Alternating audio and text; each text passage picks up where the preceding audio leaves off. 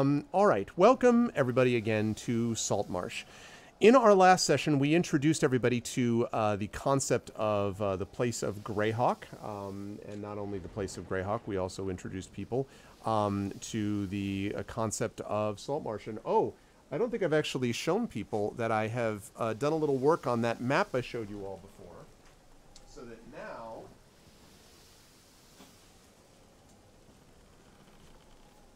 Oh, yes, you should.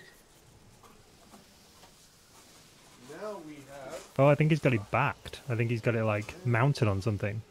I mean, he can't hear us, but we could be seeing it. It was framed. It was framed. So we now have the Greyhawk map in mounted form on full foam board. So you can see this, and I'm going to be getting this hung up on my wall, and I'm going to have them put it in such a way that I can take it down and periodically show it, because I love this map so much. So we are dealing here with the Kingdom of Kaeland, roughly speaking, around, where's my finger? There, over there, okay. Around there, roughly speaking, on the map, right on the edge of the Azure Sea. And as we are in the process of dealing with this stuff, I'll move it over there. As we're in the process of dealing with that stuff, I will tell you all that we are in the world not of the Forgotten Realms, but of Greyhawk. And so the Saltmarsh is itself a fishing village, although there's a lot more stuff going on in this fishing village than you might expect for something of this size. We have, of course, people who are both insiders and outsiders to this group. The two so-called natives, by which I mean people that have lived here for some period of time, are Morthwyl and Silvo. Morthwyl, of course, has lived here for considerably longer, but as a dwarf, Morthwyl has sometimes found himself at odds with some of the human residents, and there has been a little bit of back and forth on that discussion in terms of cultural and racial exchange, let us say. Meanwhile, Silvo himself has lived here for, as we found out in our last session, for a little bit over a year, but is not native to this place, and is best known for being someone who lives on the streets, trying to get some money, and working, as we discovered last session, for a group of, for several criminal elements known as the Viper Sisters, basically doing it to try to make some extra coin, and we'll see what the impact of that is going to be going forward. But Silvo, again, also not really native to this. And then we have Waves Crashing Against Rocks, who has just arrived and is looking to make fortune, but also is looking to kind of find a flock, as we found out about last time. Waves was very excited about the prospect of actually having a new flock that she could spend time with, and Brine the Bloodthirsty, of course, who intimidates everyone through her presence. This is well known as being a place close to the hold of the Sea Princes, the pirates of the sea, and Brine has a reputation as a particularly, you know, not Brine the Pleasant, right? It's Brine the Bloodthirsty, and so being a particularly dangerous pirate. Although we also know that Brine does not like bullies, and that came into play when, as the party gradually was beginning to introduce themselves to each other and meet each other, there was an incident outside of the tavern in which Hack, the leader of a small group of people known as the Traditionalists, was facing down two dwarven miners, basically telling them, you know, get out of town, stop, you know, polluting our, you know, stuff, Saltmarsh for Saltmarsh, you know, that type of thing. And that was then put to a stop by Silvo, who stood with the dwarves. The rest of the party came out, Morthwyl basically yelling at them from a distance and making jokes about their moms and stuff like that. And most of all, beyond that, Brine, who with two scimitars drawn basically said, you know, back the bleep up because, you know, you were in the wrong place to be doing any of this, and successfully intimidated and got them to basically back off. The Traditionalists left. The Hack basically said, you haven't heard the end of me, basically, and departed, and the dwarfs thanked their rescuers. And that essentially brought the party together right before the end of our session when they met someone who was able to talk a little bit to the party about a variety of things. This was, as I pull up my notes, this was the butler, or the manservant, one might say, for the mayor of the town, whose name has now fallen out of my memory because I have a million names flying through my head. Wait 1 second. I shall find it in just a moment because I certainly have it and I know that it's here. Yes, that's right. Anders Solmor is the guy that I was looking for. Scaran Wave Chaser is the one they were speaking to, and it was Anders Solmor is the noble who essentially leads this town. He inherited his family's fleet of fishing boats after the death of his mother Petra, and is the youngest person ever to be elected to the town council, and is basically considered the leader of that council. So his manservant, his butler, Scaran Wave Chaser, is the one who spoke to the party and basically said that he was looking for someone who could help his master out by doing a little bit of business for him and by investigating an issue that might also allow them to get some treasure, which was important to Waves and to some of the others, and to Silvo as well. Could also help them overcome bullies, which was of some interest to Morthwyl and certainly to Brine, and would allow them to basically build their reputation a little bit in the town. And so, right at the end of our session, Scaran Wave Chaser had said something to the effect of, "It's time for me to tell you a little bit of a story about the sinister secret of Saltmarsh." And so that's where we are going to pick up our adventure, with you sitting around the table and with him explaining a little bit about what there is to come next. So he looks at all of you as you're all sitting in the tavern.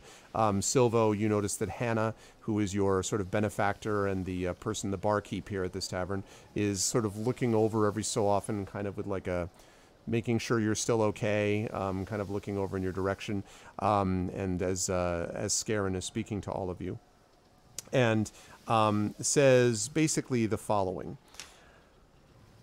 So, I must ask first of all, have any of you heard of this, well, a haunted home that is outside the bounds of this town, but close to it? And he kind of looks at all of you. Will I have heard of this haunted home? I would allow both you and Morthwyl to make history checks. I don't think Waves or Brine would know this, but Morthwyl almost certainly will have, I think. This probably isn't going to go well. 11. Yeah, not exactly. You may actually have heard something about this, but not a lot of details about it. Like, you've heard that there's some house somewhere and there's rumors of treasure, but pretty much that's like a Tuesday in Saltmarsh, so like you always hear rumors of something and a treasure. So that's, sorry, Silvo says. Morthwyl, though, you've definitely heard more than that. There is an ill reputation, basically, of this place, a home that is nearby. The house, it is said, was once a place where there were great works of knowledge, almost like a lab that was basically done with magical research and stuff like that. And then and it was owned at the time by an alchemist of some significant reputation. But then the alchemist disappeared, and the house basically became shut down, and a couple of people that were sent to find the alchemist in the house never returned. And since then, there have been a number of people who've been like, alchemy, gold, guy had a lot of money, magician, someone we should definitely, we want to check this out. There must be a hidden hoard, and the people who go looking for the hidden hoard, generally either didn't find it or never came back. And that happened on several occasions. In fact, there were several expeditions that probably 30 years ago, Morthwyl or so, that were sent to try to gather more information.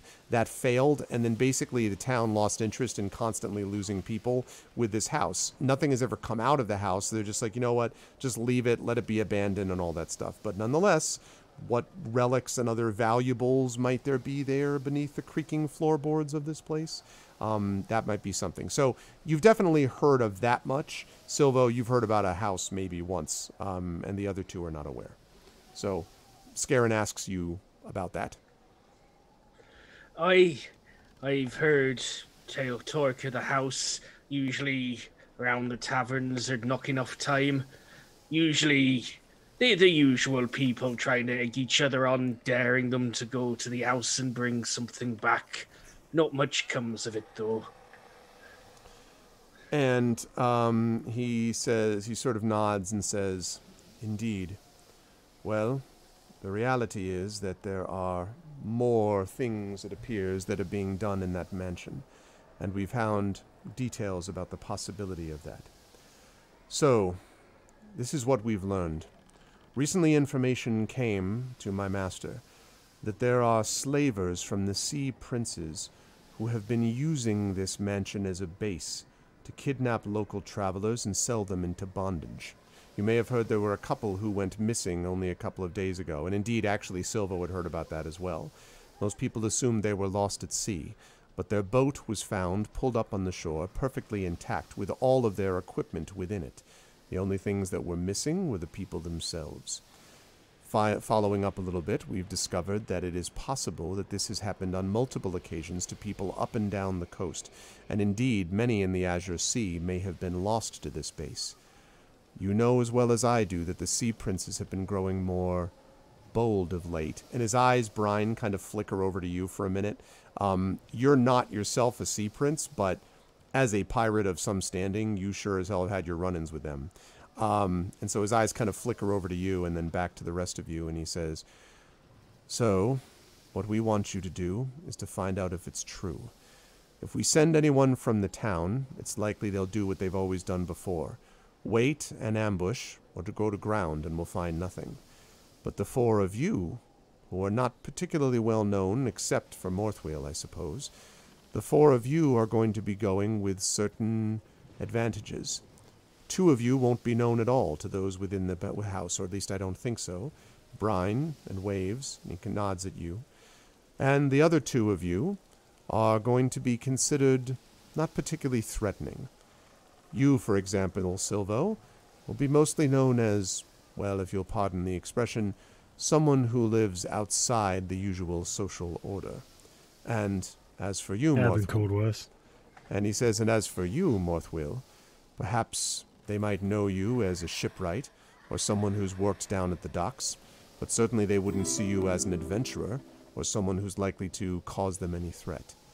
That means you might have an opportunity to explore the house and find if, indeed, there are those being enslaved within that place, and if so, if there's a way that we can shut that base down. All I really want you to know is to find out whether or not it's happening and report back to us. I don't think you'll have the ability to be able to take down a whole group by themselves, but any information you can give us would be of great value, and it's the kind of thing that would allow us to, perhaps down the line, have an effect on the way that the town conducts its business, and on the way that pirates view us, not as a ripe fruit, but as a potentially poisonous apple. I would prefer, and my master would prefer, that we be more poisonous than otherwise." And he falls silent. Those of you might have realized that at the mentioning of slaves, Waves crashing against rock visibly tenses and flutters a bit, like raising her neck feathers, and looks very intent at this man telling the story. And for everybody in chat, just saying, kenkus cannot talk, really. They can only repeat stuff they have heard, so you might hear strange voices from time to time. That's me talking with the voice deck here. I'll try to move my lips and make it obvious when I'm doing, but it might still be a bit confusing. I'm gonna turn and like just put my hand on Wave's shoulder and go, "Shh, it's okay. Don't worry. We'll sort this. It's fine." Saren, do you know, or have you had a report as to maybe if there is a name on the ship or a distinguishing flag for the Sea Princes that I might recognize? Well, I don't know if you'd be able to recognize them or not. The information we have is fairly limited. The boat that we discovered, sadly, were from people that were out of town.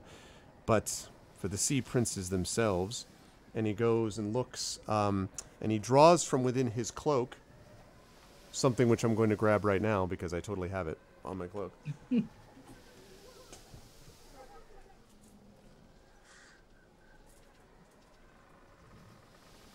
It's another map.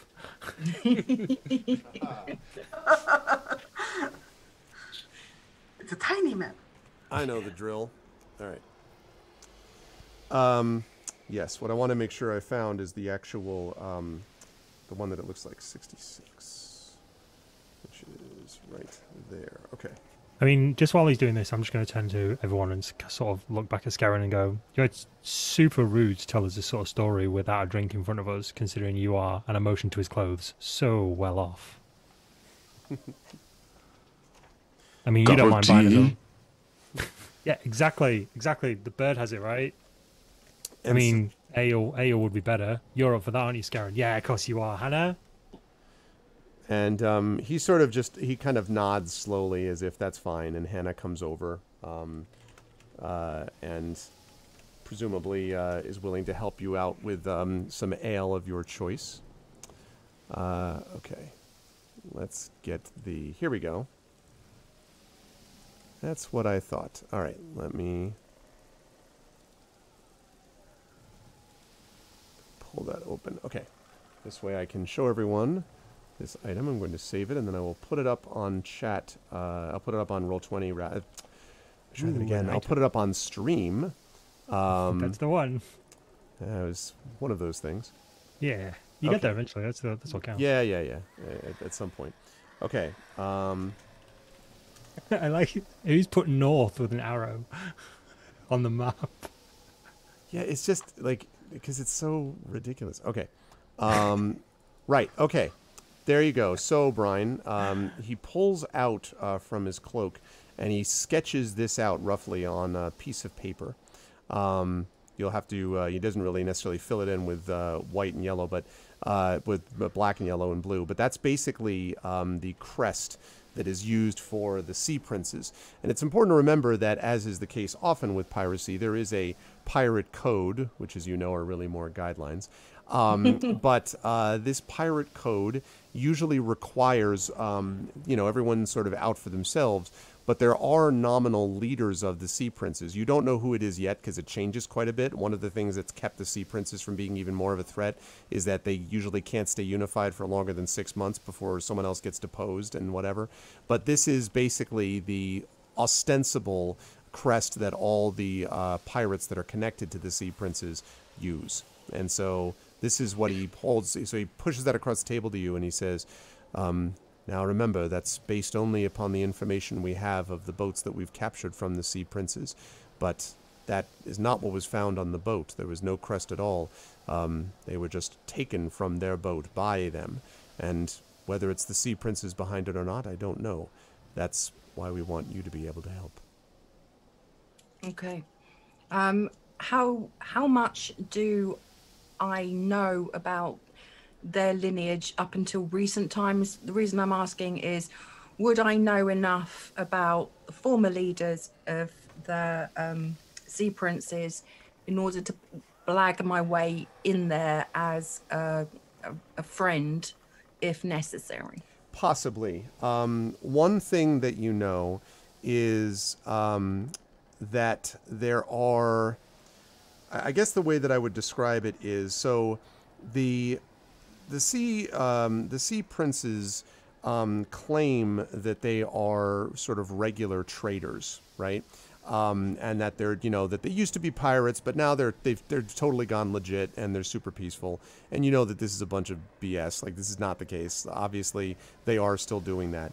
So the one thing that you know for certain is that there was a time where their naval power was so great that even squadrons of warships could not really bring them down.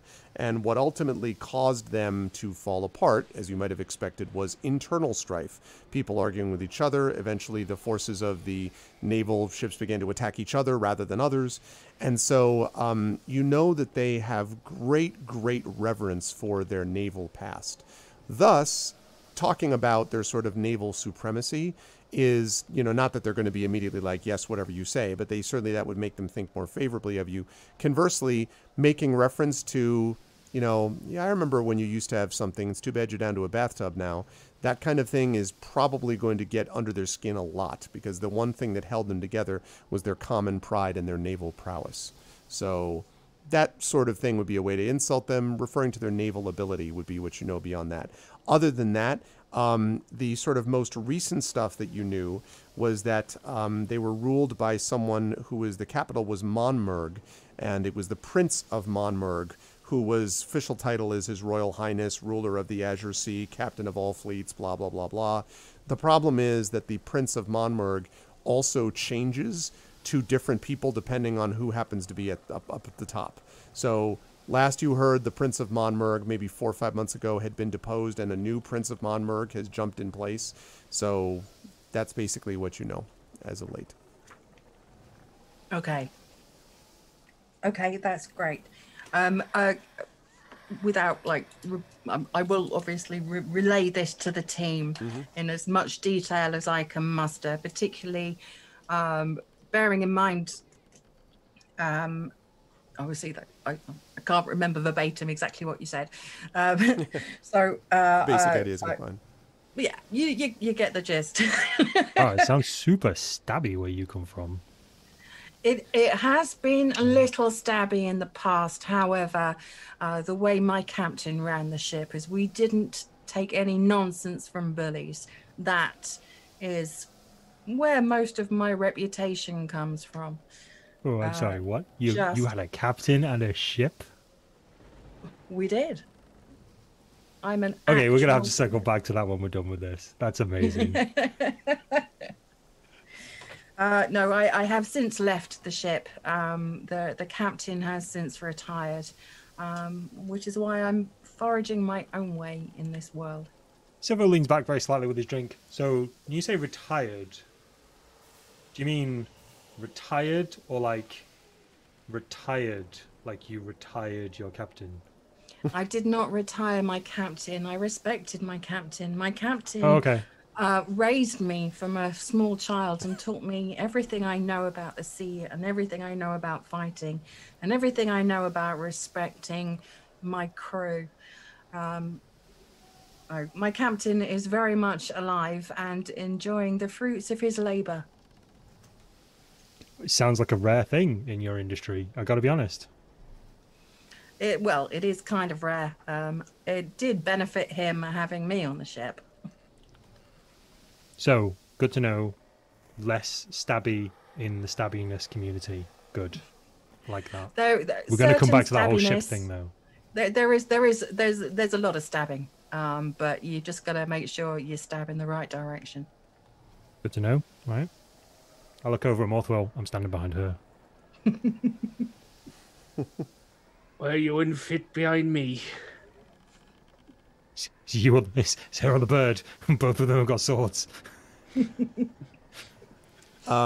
says, Scaran listens to you describe things and then says, so, there's one other thing that may be of assistance to you. There is, in the town, a poacher. You probably know him, Morthwyl. His name is Canis. Canis supposedly has been to this place and survived. Now, I don't know whether to discount any of what he says. Canis, as you may remember, is not the most reliable figure, and Morthwyl, indeed you remember that Canis spends most of his time stumbling along past the boat, singing some new tale of something. Always seems to be vaguely the same tune, but with different lyrics. Yeah, this guy has been kind of sort of a sad sack figure for a long time. Silvo, I would say you know of this one too. You probably have encountered him even occasionally out in the street. So Canis is not someone that anyone would come to for information about anything. But Scaran goes on to say, nonetheless, although I have my doubts about his own veracity, he says that he's been to this place and returned. So perhaps you could gather some information from him before you go. That's up to you. Either way, I would advise you to use caution. If you can gather information for us, it would be of great value to both myself and my master, and would make it better for the town if we knew some of the threats which face it.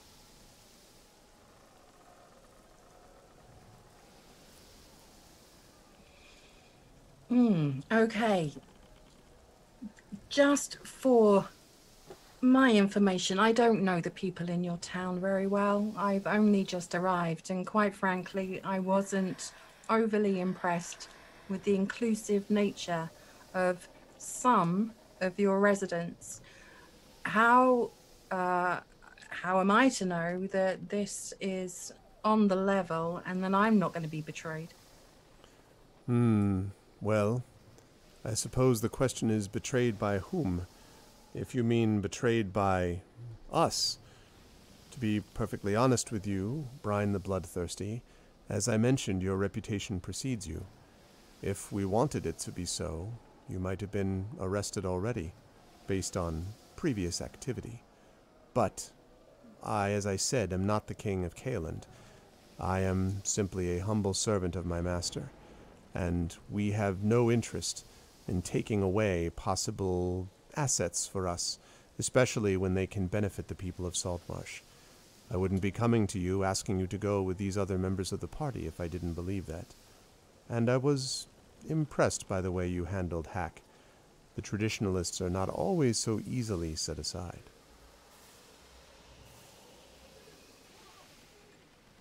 I know you don't know me from the cob, but these fellas usually try and do right by the town. Just so I know, is sorry, I keep having to turn back the page to find out your name. Is Saren? Is he human? What's his appearance? Yes, he is human. He is, I would say, maybe early 40s.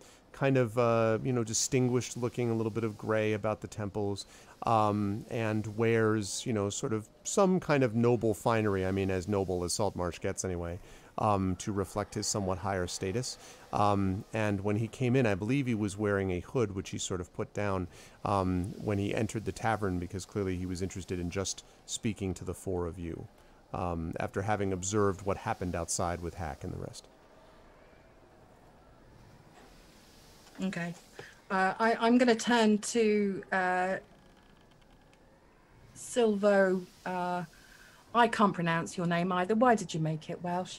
Morthwyl, is that right? Morthwyl? Yeah, it's close enough. Yeah, that'll do. It's actually pronounced John. The entire word is silent. Dave. Bob. I'm calling you Bob. I call you Bob. John Dave Bob. And I'm just going to turn to the rest of the table and just kind of raise one eyebrow and wait to see what their response is from this information. I put my ale down and say, so how much and for what specifically? You're asking this of Scarron. Okay. So, Scarron says... Whoops, I got the wrong... Hold on one moment. I have the wrong dice roller up. You will receive 1d4 dice each. Yeah, exactly. No, wait, 1d6. Final offer. What the frick. Right. Okay. That might be right. Or is it that one? Okay, I don't know why it's doing that wrong. Anyway. It shouldn't be doing that, but never mind. So, he says, well, my proposition would be this. If you're able to successfully retrieve what is there, first of all, anything you happen to find within the haunted house, you may keep freely. Secondly, any extra information you can bring back to us. If you can bring back information about the slavers and whether they are, in fact, the Sea Princes are operating out of this house, then I'll be able to authorize 5 gold pieces for each of you on your return. And furthermore, you will have the favor of the town, and specifically the town council, and that, I think, would be of some benefit to those of you who have not found favor here, so to speak. And he sort of pauses and then says, if, of course, you're able to bring an end somehow to the operation, if there is one, then the reward would be significantly higher, probably double the amount of gold, let us say. But I want to caution you, they are probably quite dangerous, and I don't want you to take unnecessary risk.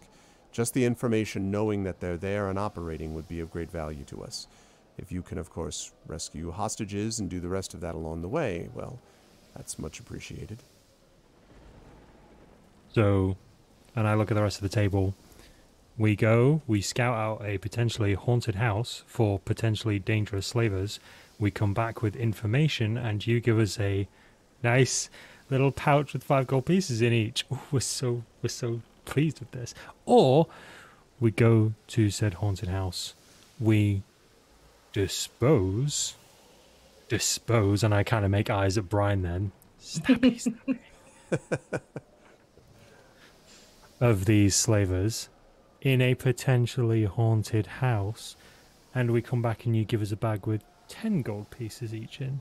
Is this correct, Mr. Wave Chaser? I would say that's about correct, except again, the favor of the council will be significant, I think, for you and the others. Well, that's cool, but the favor of the council doesn't buy me food or shelter. So you talk 15 gold pieces each for scouting, 100 gold pieces each for doing the deed, and the favour of the council either way, and we can probably do you a deal. So he I look around the table to see if anybody argues. After hearing the 100 gold pieces, Morthwyl starts coughing on his pipe smoke. He sort of, he sort of raises an eyebrow and he says, I admire your ambition. But as Thanks. you probably know, Silvo, from having spent some time here, you might have difficulty getting 100 gold pieces from most of the residents put together. That's true, but Mr. Anders is not most residents put together. Despite Mr. Anders having some wealth, 100 gold pieces would be a significant investment, and he does have other interests that make it difficult for him to give everything he has, or much of it anyway, towards something like this. So, Okay, what can he afford? And don't say 5 gold pieces each or 10 gold pieces each, because we all know that's rubbish. I nudge Silvo and I go, by the way, lads, salvage light rights can be very lucrative if you catch my drift. Well, maybe say that as well. You know, I know we get to keep anything. I'm saying this not like in hushed tones, but I'm saying it sort of semi-quietly to Morthwyl. Like, we get to keep anything we find anyway, but this is bloody dangerous. There might be nothing there for all we know. Then it's easy money. Well, it can't be easy money and dangerous, lad. Well, either way, if it is dangerous, we want compensation. We want danger pay. I'm not going into a haunted house with potential slavers in there. I don't think it's a haunted house. But it might have slavers in it. They might have swords. The more often the word slavers is mentioned, the more nervous Waves crashing against rocks seems to get. I don't think I'm sat next to Waves, so I can't comfort Waves. I've still got my hand on Waves' shoulder, and I'm sort of like I'm reacting to her reacting to the word slavers. It's that as opposed to, I mean, when 100 gold was mentioned, Brine kind of looked up with one eyebrow raised, like, yeah, I've seen bigger. However, when slavers are mentioned, my grip on Waves' shoulder kind of just tightens a little bit. Waves just points towards the door and says, "Attack the objective!" I love that soundboard. Karen is like kind of, looks over. Well, Mr. Wave Chaser, this is a very delicate situation. I mean, if you wanted someone to just go and scout this out, you'd hire some of, unscrupulous characters from one of the darker alleys of this city. But you've come to us specifically, a group of people who have only just come together, who you said were, I don't want to use the word hero or adventurer, but, we did pretty much scare off Hack, and, I say nothing, but I motion to Brine. I'm like, Brine's using her scimitar to pick her nails. Definitely worth more than 5 to 10 gold pieces, don't you think? And he says, unfortunately, this is what I'm authorized to do. And I should say that at the opening of your time spent in the town together as a party, one needs to walk before one can run. Giving you that much extra would be, let us say, premature.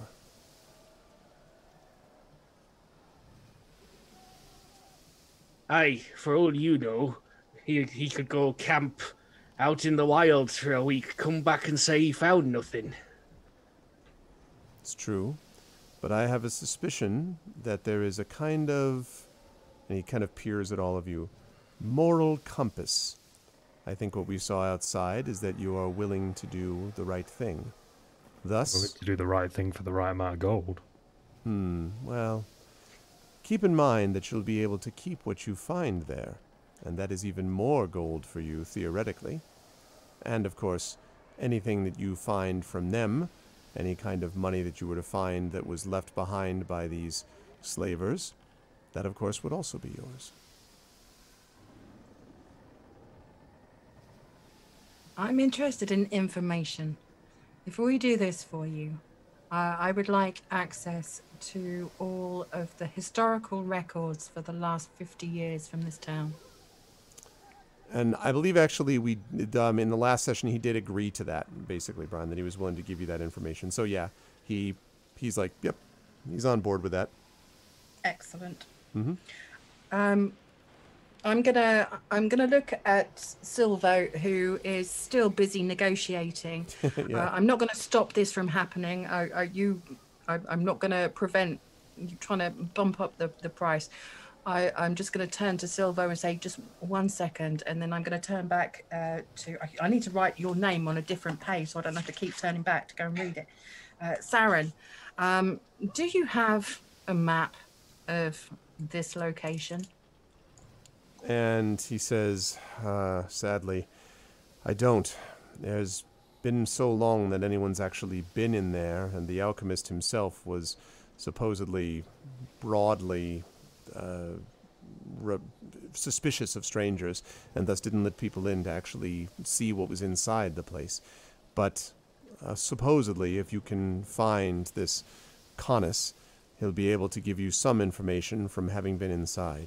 Although, again, I must warn you, Canis's imagination may somewhat outstrip the reality. In any case, he's the person who was last inside, might be able to give you more of a sense of what you'll find when you get there in terms of the layout. Aye, but if I know Canis, we'll probably need a bottle of something to loosen his tongue. Yeah, if only we were getting paid well for it, we'd be able to buy one. Well, But I've paid up my rent for the month. Oh, stop ruining this for us, okay? Some of us don't have rent. Some of us don't have a home. He says, Silvo, I am aware that your monetary situation is difficult, as you've made quite clear. Would it be of any help to say... Was it the clothes? It was the clothes that gave it away, wasn't it? Or the aroma? I think it was more of your involvement with the Viper Sisters. Let us put things this way. Don't say that name too loud in here. People will break my legs. He says, that's not the only thing that will be broken, my boy. As things are, the Viper Sisters are none too popular, and, of course, they are criminal in nature. It would be quite easy instead to have you put in jail for your work with them. However, I am not interested in threatening, simply letting you know that your work for them is not going to ultimately give you any kind of real money in the long term, whereas working for the Council, that is a much more steady, above-board, and fully legal and legitimate method of doing the same thing, except without worry of having your legs broken. All I'm right. gonna turn to Silvo and say, so this is a job interview. How do you feel about that? Well, I don't think I've ever done an honest day's work in my life since I left Seaton, but I'm willing to try. Morthwyl scowls a little bit at Silvo hearing that.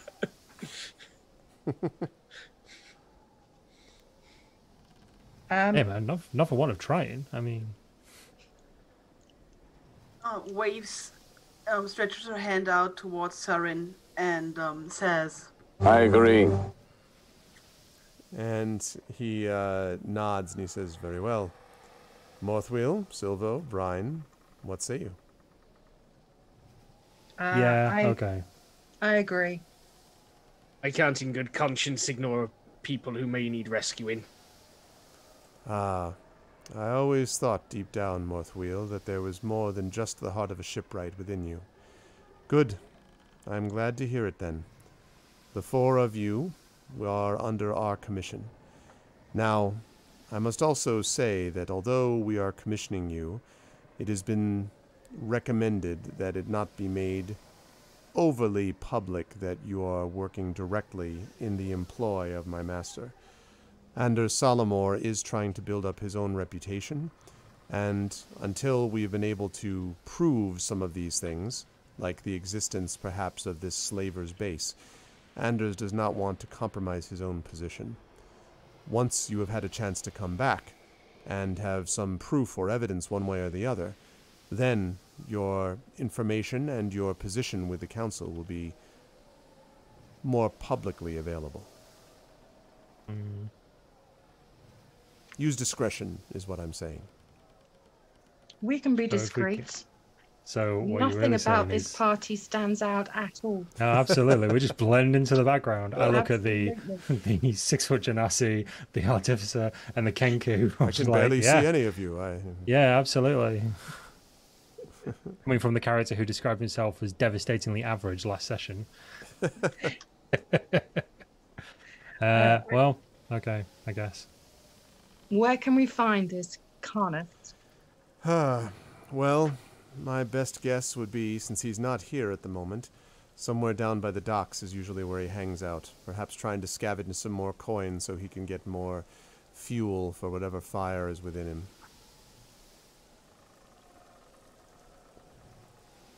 Okay. Aye, well, coin's a bit of a problem for us at the moment, but if we have a bottle or something, I reckon we can loosen his tongue. And he takes out a bag from his belt, and he dink, dink, dink, dink, taps 4 silver pieces onto the table, and he says, "Consider these costs towards your expenses. You can use those as you will. Perhaps you can even save up for them and put them into an account somewhere, Silvo." And he kind of looks over in your direction. I just give him a very blank look. I take my coin. Okay. I take my coin too. Blank look, but... Brine and Morthwyl, do I assume you take yours? Yeah. Yeah, absolutely. I'm putting it down my boot. Okay. And he stands and inclines his head and he says, "Very well, I'll let you get to it. Best of luck, and take care. With any fortune, you'll be able to report your findings to us, and everyone will benefit." And he kind of bows slightly and looks at Hannah, and then, dink, tosses 1 more silver coin, which she catches in the air, and then nods to all of you and departs. And Hannah kind of shakes her head and kind of puts it back into the pouch and starts muttering something about rich folk and all that, and then goes back behind the bar. And that leaves the 4 of you now to decide how you want to manage what happens next.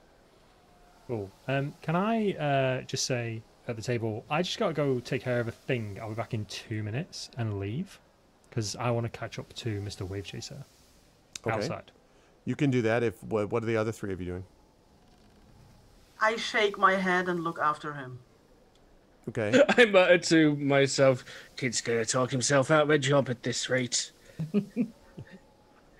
Waves nods, points toward the direction where Silvo disappears, and makes this movement with her hand while making this sound. Excellent. Okay, Brine, are you staying where you are with the other two, rather? Yes. Well, I think that we need to go down to the docks, but I mean, I would probably have the conversation with them round the table, saying, is it less conspicuous if maybe 1 or 2 of us go to the docks rather than all 4 of us? Aye, well, we did nearly get in an alley brawl with half the town watching. This is true, but discretion is the better part of valor.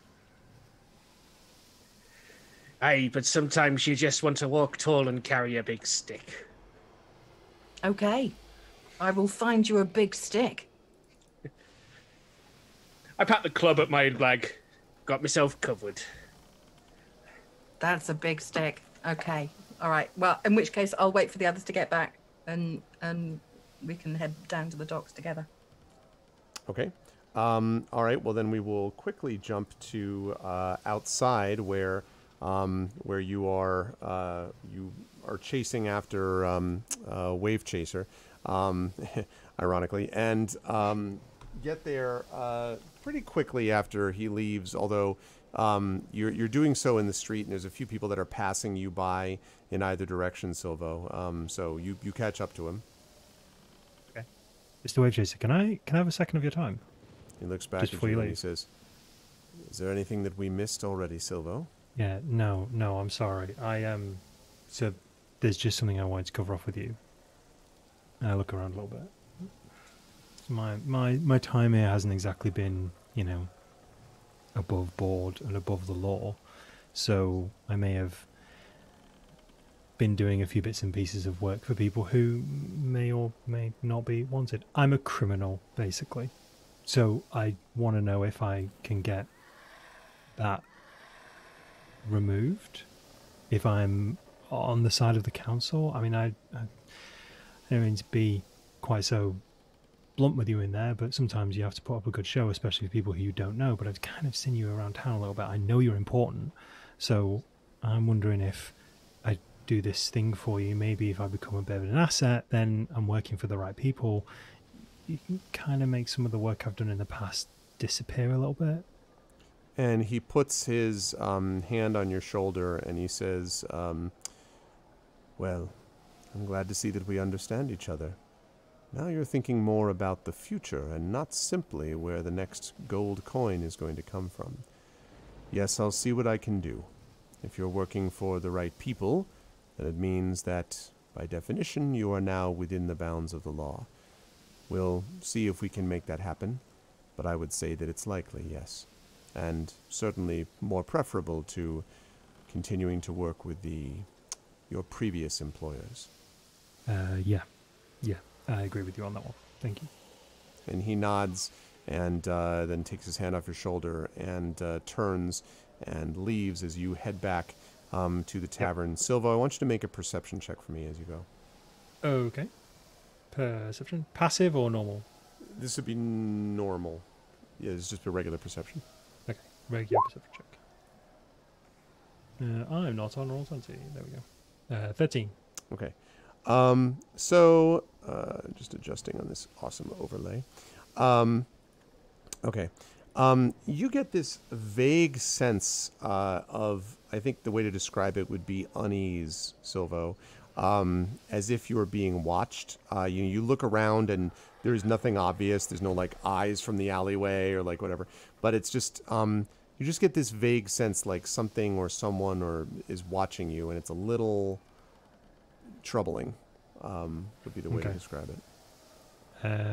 How far away from the tavern am I at the moment? Pretty close. I mean, 100 feet. Okay. Like, yeah, that doesn't matter then. I'll just go straight to the tavern. Okay. If I was further away, I was going to go like down some alleyways and try. Yeah, like serpentine. Yeah. No, you're pretty close already because you caught him pretty. You went after him immediately. So. Yeah, that's fine.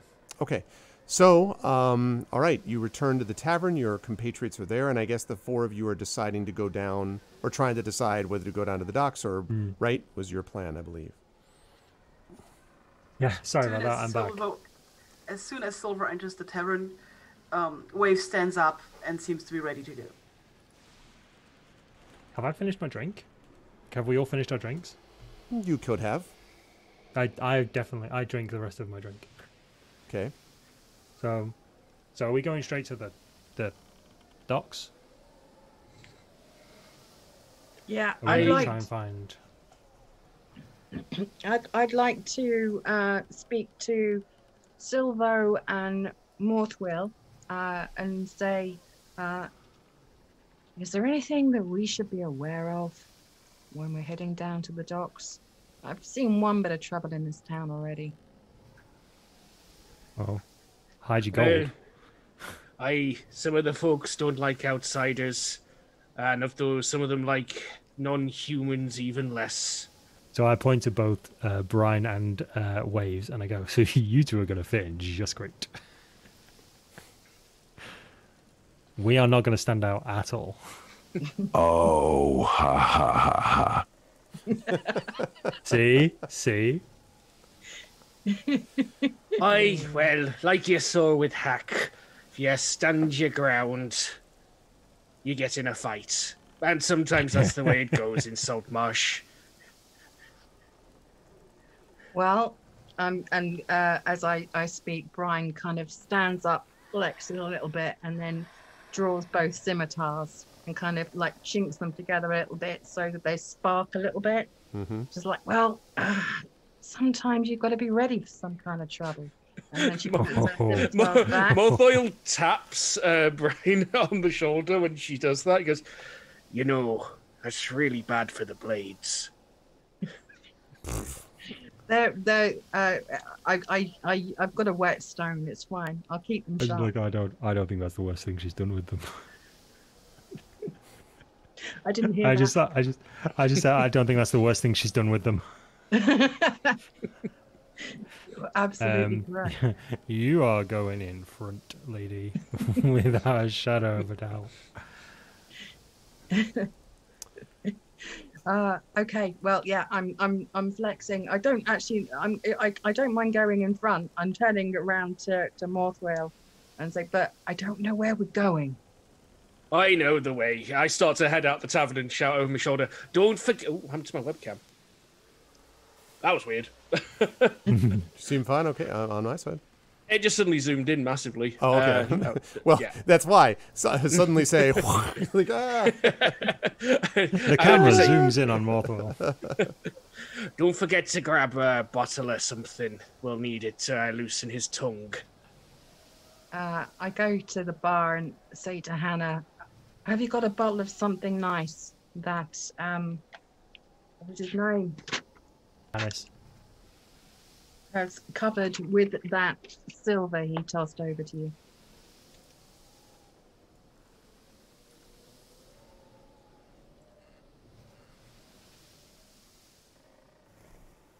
Of. Was that to me? I'm sorry. That was to Hannah. That was to Hannah. Oh, it's to you're Hannah. I thought you were. Hannah. I'm sorry. No, I thought you were talking to Silvo. So Silver. Yeah, it's a very Silver. I common was mistake. completely different. That's why. No, that's Hannah one of the says, reasons why I only deal in gold. Yeah, exactly. No. So Hannah says. So you asked whether it covers what's there. And Hannah says, that should be enough. I think. Just listen. And her voice kind of drops a little bit. Just make sure you take care of this one, all right? She kind of jerks her head over her shoulder towards Silvo. She says, the money for me is one thing, but, well, I just don't want to see anything happen to him, so you just take good care of him, all right? And you, and she points at you, Silvo, you pay attention and listen and don't get ahead of yourself, all right? Always do, ma'am. And she kind of shakes her head, like muttering about young people these days, and goes back to polishing her mug. I give her a wink and a nod in response to her request, and then take the bottle and put it in my bag. Okay. And then turn to meet the others at the door. All right, and then I assume the other four of you with them set out. So, first of all, just a quick reset. Welcome, everybody, to episode 286 of Pen and Pixels. This is session 2 of Ghosts of Saltmarsh, D&D with GOG. I am joined, as always, by PiranJade with Darksaber2K, by PeripheralMike, currently concealed in bandana and elf ears, and by Inanda, who is at the bottom of the column. If you are enjoying what you're seeing, please follow us here on GOG.com, and please check out more of this. There is an audio podcast being done by Flayos of our previous Storm King's Thunder campaign, so you can watch our videos and you can be like, what do I do while I'm waiting? And in addition to watching the many other things that you can watch both on here and on our own individual channels, you can also listen to the audio done by Flayos of Storm King's Thunder, which has been very entertaining to re-listen to after many years. All right, so the group of you set off and cross over with Morthwyl in the lead over the Shark Fin Bridge. Now, I made reference to this before. That's this bridge that's right here. And again, that bridge makes you feel, as you go over it, Silvo, vaguely nauseated, as it always does when you cross over that bridge. Never enough to keep you from being able to make it, but it's always like, ugh. Which is, you know, since it's really the only way, you know, minus boats, to be able to cross through town without going all the way outside and around, that's always not so much fun. But you get across that and it always passes quickly. And then you were on the other side. And Morthwyl, where you think it's most likely that you'll be able to find the erstwhile Canis, is at a place right down here near the docks, which is known as the Empty... Whoop, what the hell did my thing just do? Okay, there we go. I don't know why I did that. Is a place called the Empty Net. The Empty Net is a rickety tavern that is supported by these stilts that are driven into the waters of the harbor. And the owner of this place is a guy named Kreb Schenker, who is not the most... how do I put this? He's not really the most above-board individual, let us say, that you've ever met. He's well known for being willing to take coin from pretty much anybody. He doesn't ask questions. If there are troublemakers, they are always thrown out the door over the railing and into the harbor. That's basically the way that they handle it. If you're looking to carouse at night, this is where you go for a rowdy night. And the town guard really only comes here if called. So most of the time, they just kind of want to stay out of the way. That said, though, if you want to find a drunkard, especially one without a lot of money, this is the place you go. But it's not a super happy place in terms of its, outlook. So, but you bring people there, and as you get close, you can hear rolling from the inside. No, let's do better than that.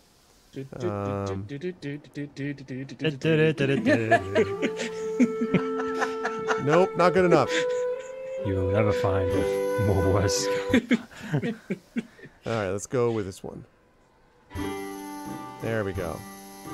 So you hear this coming out of the outside, and you can hear the people sort of yelling and like, oh, laughing and sort of talking to each other, and wow, you're burning. And occasionally you hear what sounds like punching noises, and then every so often you see the entire building rattle a little bit as if someone's being thrown against a wall, and then stops again.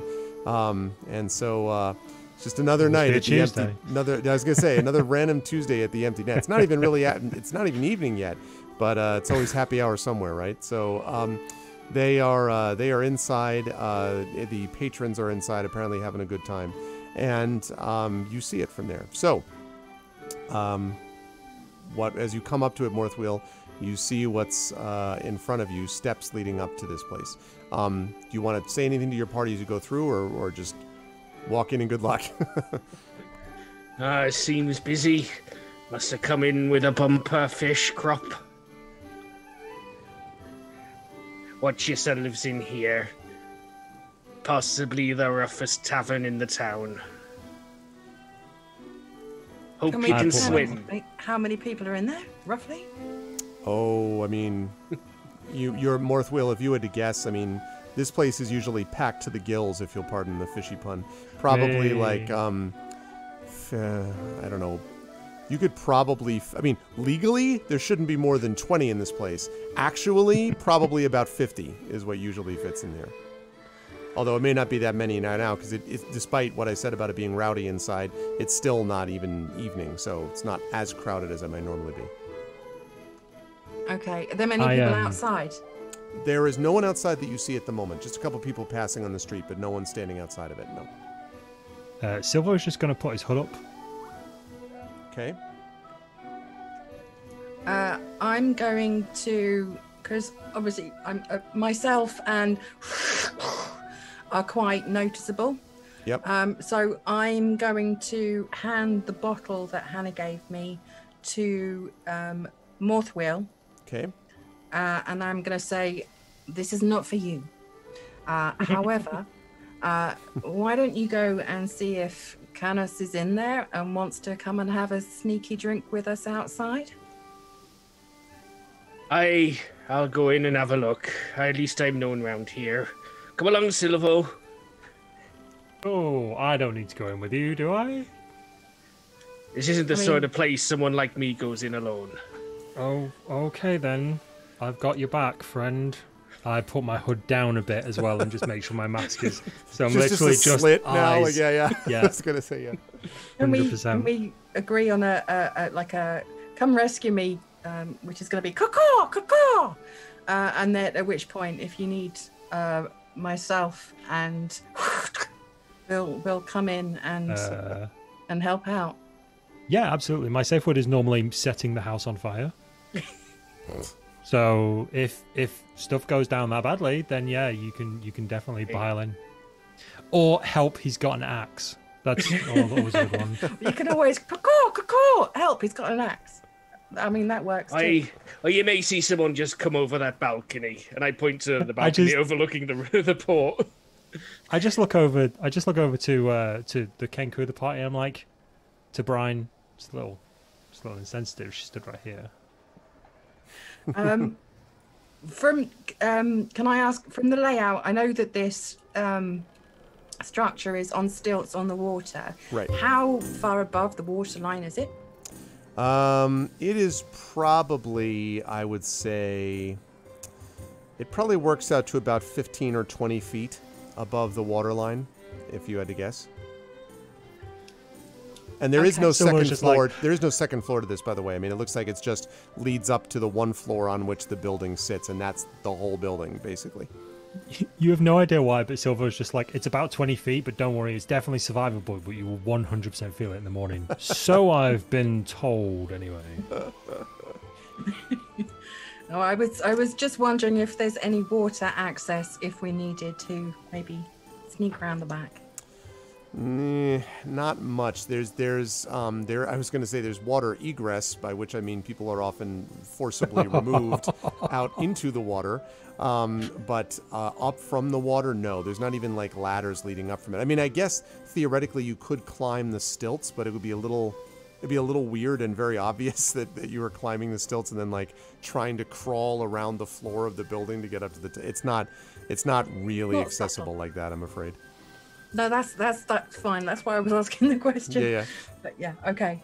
If Silvo and Morthwyl are happy to go and maybe entice Canis out with the promise of some fine cherry brandy or whatever is in this bottle. Morthwyl is very happy to do that, and I'm very happy to follow Morthwyl.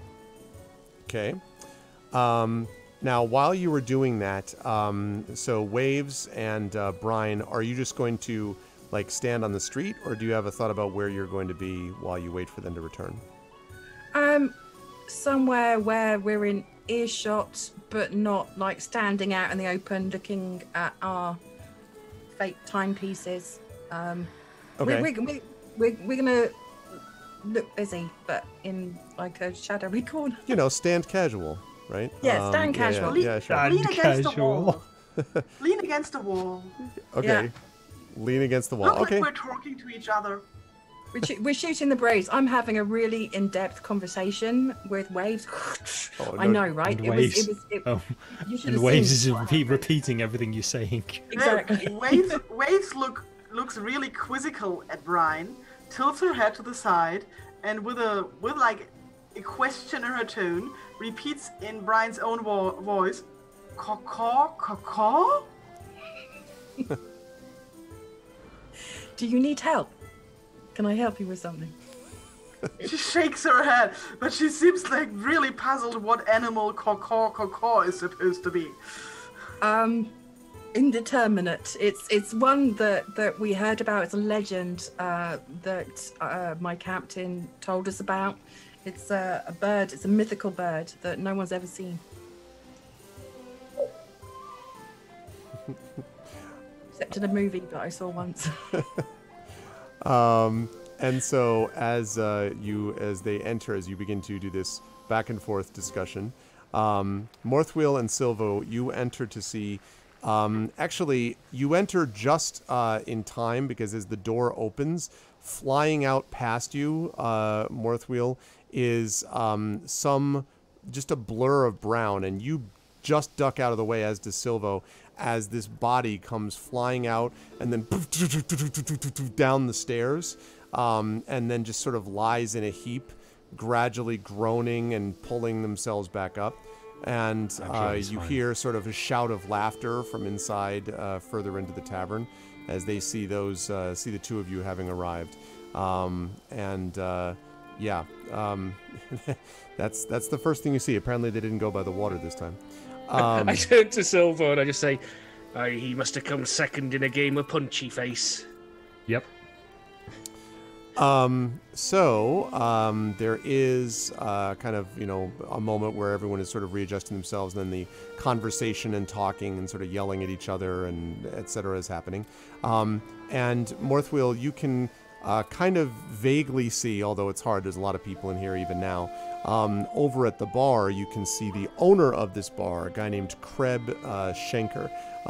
Again, sort of swarthy, stubbled beard, dark hair, has a scar sort of on the bottom of his chin. Word is that at one point Kreb may or may not have worked for a couple of criminal agencies, although he's always denied it and says he's just a good, honest businessman.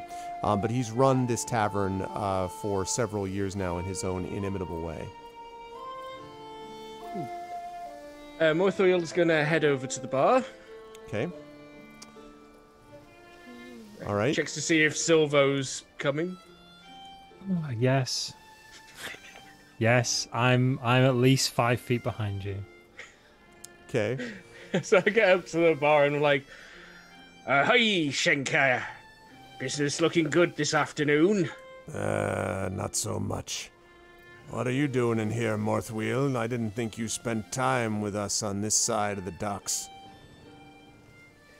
Well, sometimes you get bored of the clean living. Thought we'd come down and see how the other half live. The dirty half, you mean? I know what you mean. All right, well, what do you want? What's good today? Nothing. It's all swill. Nonetheless, what do you want of my swill? And you can see, there's behind him are a bunch of, ancient-looking casks, 4 or 5 of them. They look burned and mottled. You really hope that's burn marks and not mold. Just really, that are behind you. I mean, the lobster ale from, Hannah's work, that's one thing, but boy, this is, woof. But anyways, you can see that there's 4 of them there, and there's, patrons are sort of back and forth. The place reeks of alcohol, by the way. I'll take a pint of whatever's least likely to leave me vomiting in the dock that evening. And he says, all right. And he leans down to one of the casks, and then he says, all right, it's our finest orc piss we got here. Doosh, and knocks it on the ground, and it sort of sloshes over. And there is a faintly acrid, almost urine-ish smell that does make you wonder if there is some reality to the title of the drink, maybe. But anyway... so he kind of sloshes over and then pushes it towards you. He's like, all right, that'll be 5 copper, which is, by the way, 4.5 copper more than it's worth, but 5 for something you literally described as orc piss. Listen, it's either orc piss or it's nothing, and, at least if you want the finest that my tavern can provide. I could, of course, give you some of the extra premium stuff. They all want that. It's all organic, Look, we've been over this a few times. Just because it comes out of a dog doesn't make it organic. He sighs and he says, it's all made nice and sterile by the salt. Anyway, don't argue with me. It's 5 copper. I suppose the price is the price. Grudgingly slap the 5 coppers down. You made a good choice. All right, and now you got your drink. Aye, well, here's piss in your eye, and I take a swig. I need you to make a Constitution saving throw for me, please, Morthwyl. Somehow I'm not surprised. Yeah. Okay. Whoa, that's gotta kick like a mule. So it basically tastes like someone took a very, very ill-tasting substance and then was just like, maybe if I drown it in rubbing alcohol, no one will notice. And so that's basically what you got here. So there's smooth drinks, and there's drinks with a kick, and then there's rough drinks with a kick that also try to decapitate you, and that's more or less what this does. This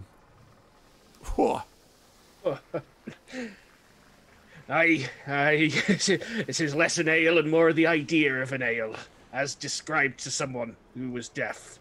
He says, all right, whatever you say. Anyway, is Canis about? Need to see that old slush pot. That sod, whenever he gets a coin, he can... Well, oh, he's gonna be over there then.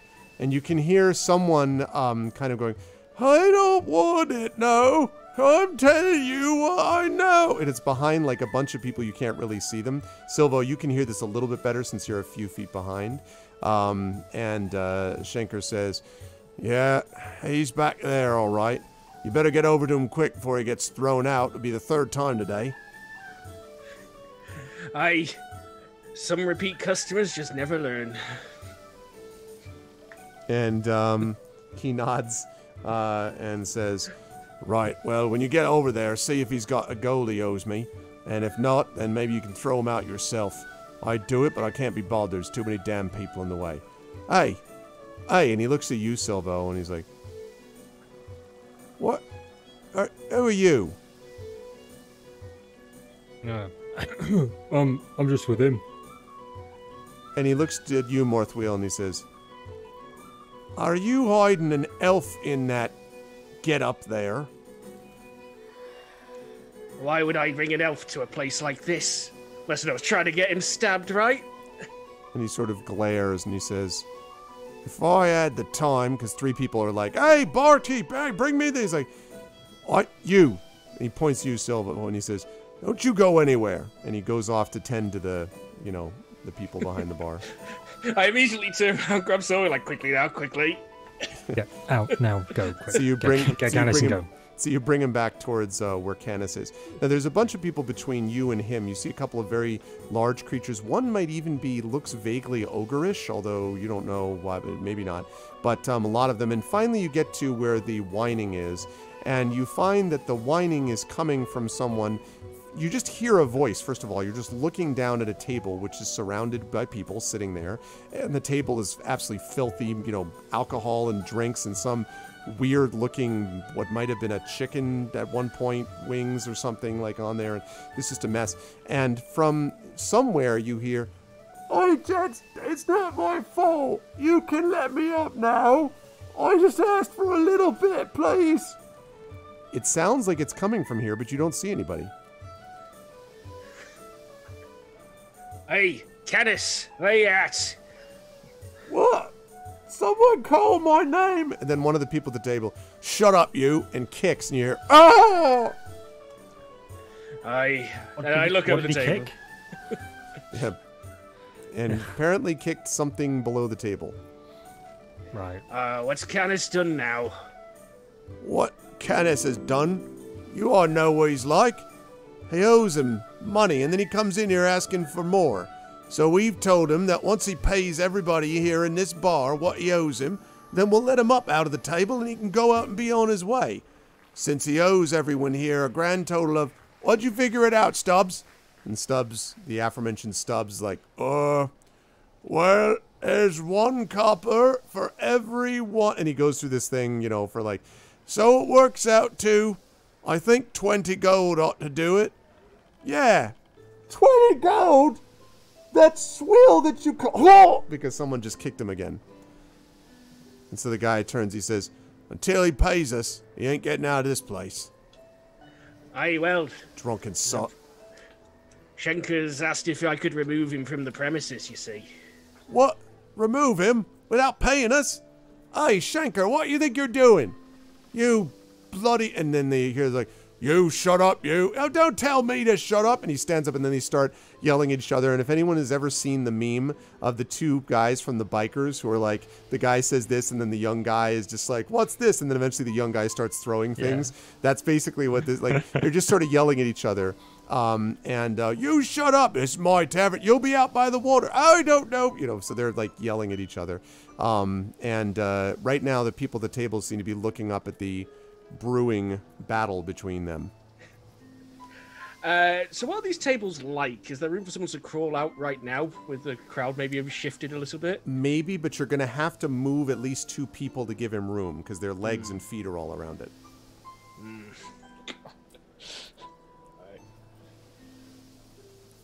I think.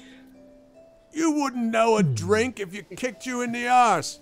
Your drinks come from your ass. No, shut up. That's just. What are you talking about? I'll tell you what I'm talking. You know, this yelling is increasing. Outside, by the way, Waves and Brine, you can hear the sort of the hum of the sound inside has gotten a little more like louder. Like you hear some yelling from inside. Nothing big yet, but you just notice it. No cacaws. Eileen. No cacaws Yep, yet. No cacaws. I look questioning at Brine and do like, cacaw? And I shh, no, it's fine. We'll wait and see if we're needed. But I'm kind of pointing. I'm listening very, very, very carefully, and I'm kind of stretching in case we do need to run in. Limbering up. Yeah. Well, so Waves looks over to the bar and to Brine and says, boring.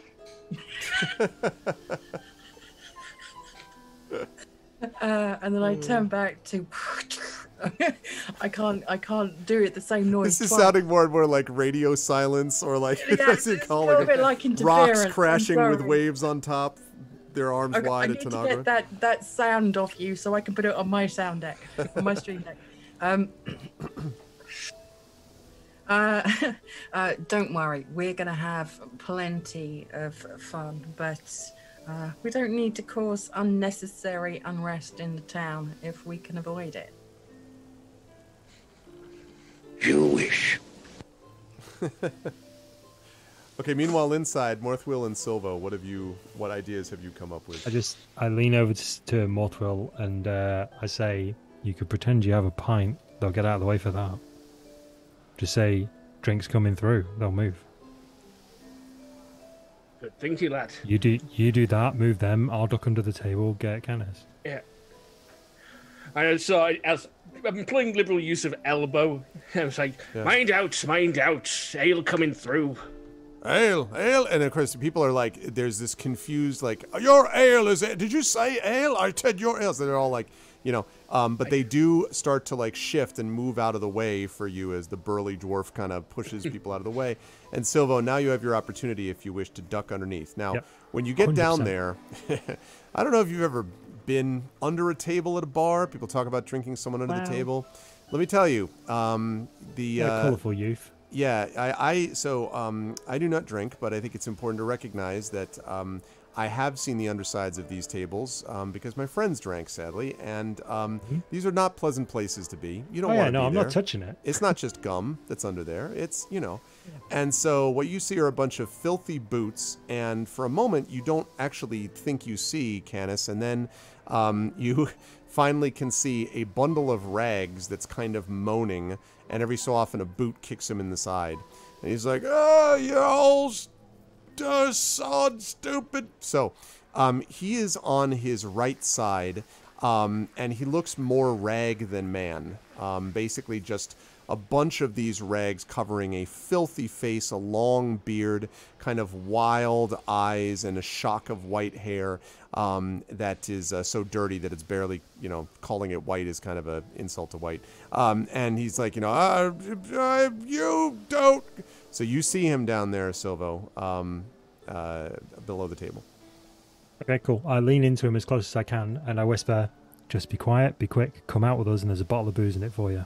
A bottle of, what? There's a bottle of booze? What? are you being unkind to me because that's wrong? And Quickly, so, Canis, quickly, I can get you out of here. Bottle of booze in it for you. Just answer a couple of questions. make a persuasion check for me, please. Okay. Blow it out your ear! Wow. You just want me to come out there so you'll punch me in the face some more. At least that. Oh! And he gets kicked again in the side. I pass the bottle Nice. to Silvo hearing that. Yeah, I take the bottle off of Morthwyl and I show it to Canis before then slipping it into the pocket. One of the weirdly deep pockets in my coat. You go. Oh. Yeah. See? Right, shut up, come with us, and you get this, right? Quickly. Make that persuasion check again. Do it at advantage now. The booze is a powerful bit of advantage. 1, 2, 24. Okay. All right, fine. Just let me get this stupid slick on the floor. And he starts pushing himself out through. So he pushes himself out. Morthwyl, as he does so, you can see that there's a little bit of a commotion on the other side of the bar, and you can see that it looks like Schenker himself with some burly guy that you assume is maybe the his new hire for bouncer is starting to make their way to the disruption of the people yelling at him about his ale. And you can see that Silvo is pulling, Canis up to a standing position, which is, Yeah. Not teasing. I hop over and try to assist. It's like, quickly, Schenker's come in. Okay. So you do this. Are you going to try to... Are you kind of trying to conceal yourself as you get out, or are you just kind of like GTFO? Yeah, no, so like behind, around the backs of as many people as we can. You know, like if you're trying to get out of a crowded place, you don't go directly through the crowd. Right. Sometimes you'll like skirt around the edge. What I'm trying to do is get him out from under the table to the nearest wall, which I'm assuming is the wall with the door on anyway. Right. And then just around the wall. So trying to get him behind as many backs, as many people between Schenker and ourselves as possible. I'm going to ask you to make a stealth check. This is going to be at -2 insofar as you have a complete drunkard with you. Morthwyl, if you want to pitch some way that you're assisting in this, especially now. I'm rolling awfully. Also, chat, I will remind you that there are inspirations available for those of you who are supporters over on my Patreon. You may have inspirations available to use on this stealth check. Although anyone who What did needs, I even roll? he might need it. I rolled Possibly. a 4. Fantastic. I mean, I can apply a guidance to give you an additional D4. Okay, and Echo and Lone Wolf have both offered to inspire if needed. Okay. So you tell me. Well, if Silver wants to re-roll it, I'll be like, hang on a second, lad. And I pull out this little black sphere, and I shake it, and it says, yes.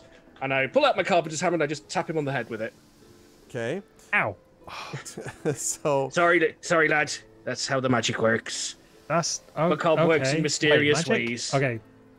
Magic? Okay, Artificer's trick. we're gonna have to. Okay, we're gonna have to come back to that in a second. Okay, so you can roll again if you wish. If one of them is going to give inspiration on this, Lone Wolf or Echo, one or the other of you, it's up to you. I mean, I'm not calling for it. I'm just saying that you may want to do this. And I know Echo says he has one left, and Lone Wolf has got one. So it's up to you. And it is near Consider the end inspired. of the month. It is near the there are 2 more sessions and coming up to the end of the month, but they'll have to take that up with them. Yeah, but they're your sessions. They don't count. Wow. I will keep that in mind. Okay. Okay. Disadvantage on all rolls. Okay, so Echo has inspired. I'm just going to put a note about that. Oh, thank you, you, Lone Echo. Wolf. Hold on to that. Appreciate You still have your inspiration. So, okay, so you can roll this again now. This time you can do that and add the D4 for the guidance. Okay. Yeah, you'll still get a chance, Lone Wolf. That's cool. Okay, well, 21 without the D4. 21 is... That's without the D4. Do you want me to roll the D4 as well? I think it's elective with guidance, so you can choose not to apply it. Then once I the would spell say ends, you can- then you won't have to worry about Yep. it in that case. Yeah, it just says you. In fact, you get that until you choose to use it. Now. Okay, excellent. Cool. All right. We can... So yeah, you move him there, like sort of back and forth. You still actually 21, but then you've also got the -2. Remember, because he's Yeah, so it's 19. That's fine though. So you're kind of moving him over, and there's sort of like you hear Schenker's sort of gruff voice, like, "All right, where'd he go? I told you, where'd he go? Listen, I need that. Where's the other one?" So there's all this sort of like commotion, and he says, "It's got to be him. That one that's there. I bet that was Silvo. Did you see Silvo? He's responsible for this." And then people are like, Silvo? Oh, I know Silvo. Silvo, yeah, that's it. I deserve. No wonder it was here. If I see him on Morthwyl again. Okay, and by this point, you folks are out of the doors of the tavern and down the stairs. And Brine and Waves, you can see Morthwyl and Silvo have between them a rag man. A man of rags, a man who is seemingly composed entirely of rags. No, not that. I start to steer them away from the tavern with making like a we go this way, motion. This way, away from the tavern with people who potentially want me dead. This way, please. Yeah, I finish my stretches. I give a wink to Waves and like catch up with the others, and then whisper, maybe we need to find somewhere a little bit quiet so that we can have a chat with Canis. The chat? What happened to the moat? You said there was ale. Yeah, you're gonna get it. Don't worry. I'm assuming I may know a quiet spot that we can have a chat with him. I would imagine you've known quite a few that are sort of relatively quiet.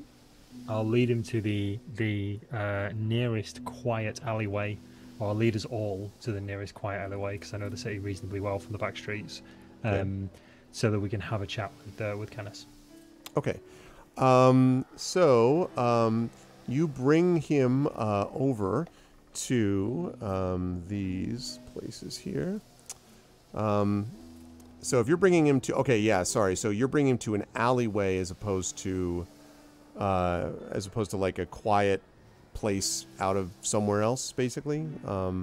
Just an alleyway. Just the nearest alleyway I know isn't run by somebody. Okay. Basically. It isn't run by someone. That's fine. Yeah. Okay. So, all right. So let's see. So you go down here, right there, and you duck into a sort of behind and around this one house. This place is a fairly decent-sized, kind of almost like a building combination with a warehouse. But it's been deserted for a while, as far as you know, and you've actually slept inside the warehouse once or twice by kind of going up and around the window, and then, nice place to be around there, just hanging out with the rats, basically.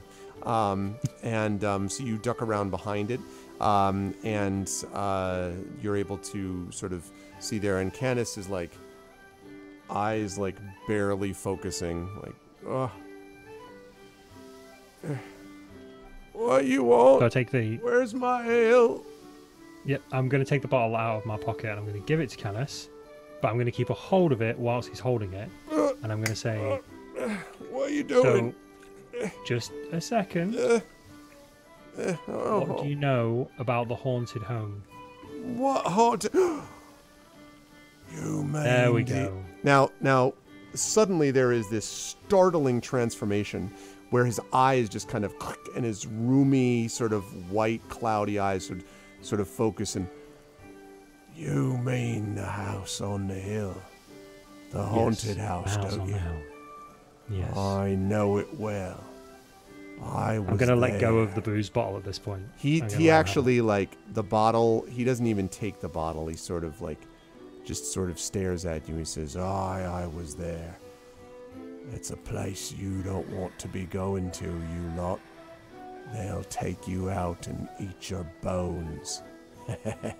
That's right. That's what they almost did for old Canis. But I managed to find my way around. I got back safe. But the sounds still haunt in the distance. And he kind of like, his eyes are like... What kind of sounds? There are all kinds of groans and moans. I went there myself a couple of years ago. I was trying to find some food and some ale. And I'd heard about the alchemist not being around for a while. So I went down to find some wine in his cellar. I went down there and suddenly I went down the stairs and there were shrieks. And then there were piercing wails. They broke right through your head like a spike, I'm telling you. Well, I know my business. I turned around and ran, but that ain't all there were. I looked around, and there they were, a horde of them vampire creatures, teeth all sharp, running after me. Must have been 30 at least, and behind them, a horde of ghosts, 20 more howling like the dead they was. They ran me all the way down, all the way back into the sanctuary of Tokam up there. I took refuge. It was a good thing, or I might not be talking to all of you now. That's a home for the dead, I tell you. Vampires, ghosts, zombies, ghouls, ghasts, wraiths. You managed to run away from a whole horde of vampires, ghosts, zombies, and wraiths. I ran really fast. You must have run extremely fast. Doubt. I can run fast. If I need to. Yeah. You'd run too if you were pursued by the hounds of hell. Canis, I've seen you run. You limp badly. Hey, you be quiet now. And he sort of stands up and then half stumbles. He's like, well, I was better then. It was all because of this. I ran from them and I tripped, see? And then the vampire got onto me and he started biting my leg, see? And then the next thing you know, it ain't worked proper ever since. I think my leg might be part vampire, you know? I can't even step into the church without my right leg hurting. Well, that's what happens, right? You become a vampire, the church is bad for you. That's what I say. I used to be a good church-fearing, God-fearing man, I was, and then this happened. And at this point, is Canis on the floor? Because he, like, stumbled over? Yes, so he's basically on one knee.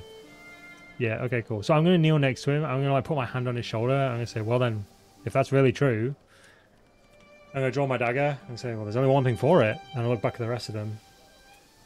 What? Stake through the heart? Do we just dismember him and throw him in? Oi, I'm not a vampire! And he sort of like, he kind of swirls back, falls in his back. I'm not a vampire! Why would you do this? Poor Canis! And this noise comes bellowing over town, like poor Canis, and, you know. Now, okay, were you really chased by a vampire, Canis? Well, yeah. I mean, well. Were you really chased by anything? Well. It's all right. We've known each other for a little bit. There were shrieks and moans, and I might as well have been chased. If I stayed around there, there would have been vampires and rats too. Big vampire rats. That's what there are. Vampire rats. Got it. Dagger so man. Shrieks, wails, and vampire rats. Yeah, maybe the vampire rats were shrieking. Okay. Is there anything else? How did you get into the house? Well, there's a back door. There's a place that leads to him, you see, from the back door. It's like a little passageway that gets there. And well, then there's a kitchen, and then, well, I mean, I just saw the top of it. You go down, there's a kitchen, and then I think there's a pantry on the way up. And that was before the vampire rat Umberhulk came after me. That thing was nasty. Yeah, no, I mean, the Umberhulk will definitely get you. Yeah, vampire rat Umberhulk is nasty. It's a rat, but also a vampire and an Umberhulk. It's really... Anyway, that's what I remember. There's a back door somewhere. You can get down it, and then if they don't kill you, the hordes of vampires and ghosts and rats and Umberhulks, well, then you might survive long enough to be killed by the ghouls and the ghasts and the zombies and the race. Yeah. You're making fun of me. Okay. No, absolutely not. And I'm willing to roll a persuasion check. He kind of pulls back his right leg from you, like, nonetheless, you know. I mean, are you sure you weren't bitten by a vampire? Because if you were, we'd have to kill you. Well, I mean, it's fine. Look, it's outside. See, it's outside. Right, See, look, And he kind of throws himself backward, his eyes squinting in the late sun. He's like, see, I'm not burning up, am I? Now, throw some holy water on me, one of you. Let's go down to the church and call it holy or whatever they do, and then toss it on me. I think the daylight's not hurting you is conclusive enough for me. Right, I'm not a vampire. I mean, maybe my leg, but not really, though. I think you had a lucky escape, Canis, is what I think. Well, that may be. No one wants to hear this story anymore. No one wants to talk about that house. They're all afraid of it, and they should be. And not that it's done me any good. Where's that ale? I want to kind of get down to his level, but get right in his face. I was gonna say you're gonna have to like lean, be lying on the ground. Okay. Yeah, no, I'm gonna get down to his level, but I want to get into his face. But I'm standing over him, like crouching over him. Okay. And I want to like draw, like stretch, and then draw both of my scimitars, and kind of just like scrape them down the like road either side of him, just so they make a like like nails in the chalkboard. Yeah. Behind Brine, Morthwyl winces seeing that. And then I want to get up in his face so I can make sure I catch every single reaction, and ask him. His breath stinks of alcohol, by the way. On you go. I mean, I've got very. Like I'm used to the sea. It's not a smell that we're too fussed about. There's been many a voyage where we've spent months at sea without a toothbrush. So I'm right in this space, and I want to ask him. I want to know two things from you. I want to know where exactly this passage is, and how can I get there. But also, I want to know who exactly you saw there. If you saw vampires, if you saw ghosts, if you saw ghouls, if you saw ghasts, if you saw wraiths, I want to know exactly who you saw there, because at the moment something smells a little bit fishy, and I'm not talking about the harbour. You're yeah, and he's sort of like leaning away from your blades as much as he can, and yeah. Well, yeah. What'd you say? He seems so absolutely freaked out. Then he's like, oh yeah, well, look, as for what I saw, I mean, I just ran from it, but I could have seen it was probably vampire rats, is what I saw, probably. I mean, I just caught a flash, or just a glimpse, and it looked like a rat. And then there was shrieking. Well, what rat do you know shrieks? It had to be a vampire rat. That's what it was. Almost sure. I'm gonna lean over to Brine, and I'm just gonna say, I don't think Anna saw anything, but preferably quiet enough that Brine. I'm gonna turn around and kind of like knowingly nod, but I then turn back and say, I want you to tell me exactly how you found this passage. Well, I was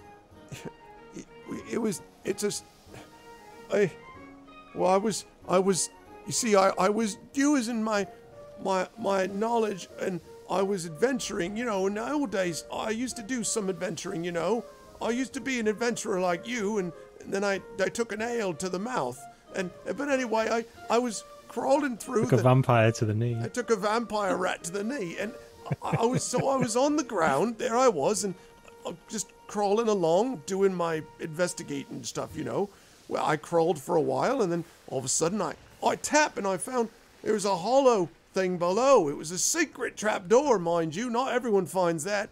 And I reached down, and I opened up the trapdoor, and it was down to the cellar. And then I started going down. And then, vampire rats. I turn around and ask the rest of the party, has anyone got any parchment and a quill? I think maybe our friend Canis can draw us a map. Yeah, I do actually. So I take out a small book and a small kind of charcoal stick that I always carry around with me, and I'll tear the last page out of the book and I'll give it to Canis. Okay. It's blank paper, so. Sorry, getting my camera to focus here. High five. Focus. There we go. So, okay. So he, you give it to him, and he. I need to see if I can find. Yeah. So you hand him. So you hand him the pen and the paper, I assume, the quill and the paper, and he's like, "All right. So it was like this. It was so." If you see, so he draws this thing which looks. Let me give you an approximation of it, chat. Has he got the shakes?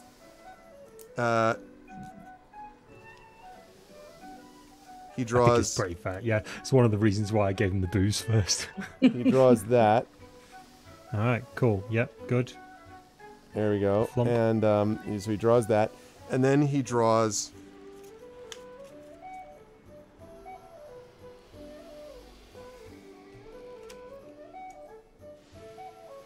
What looks like the word rat.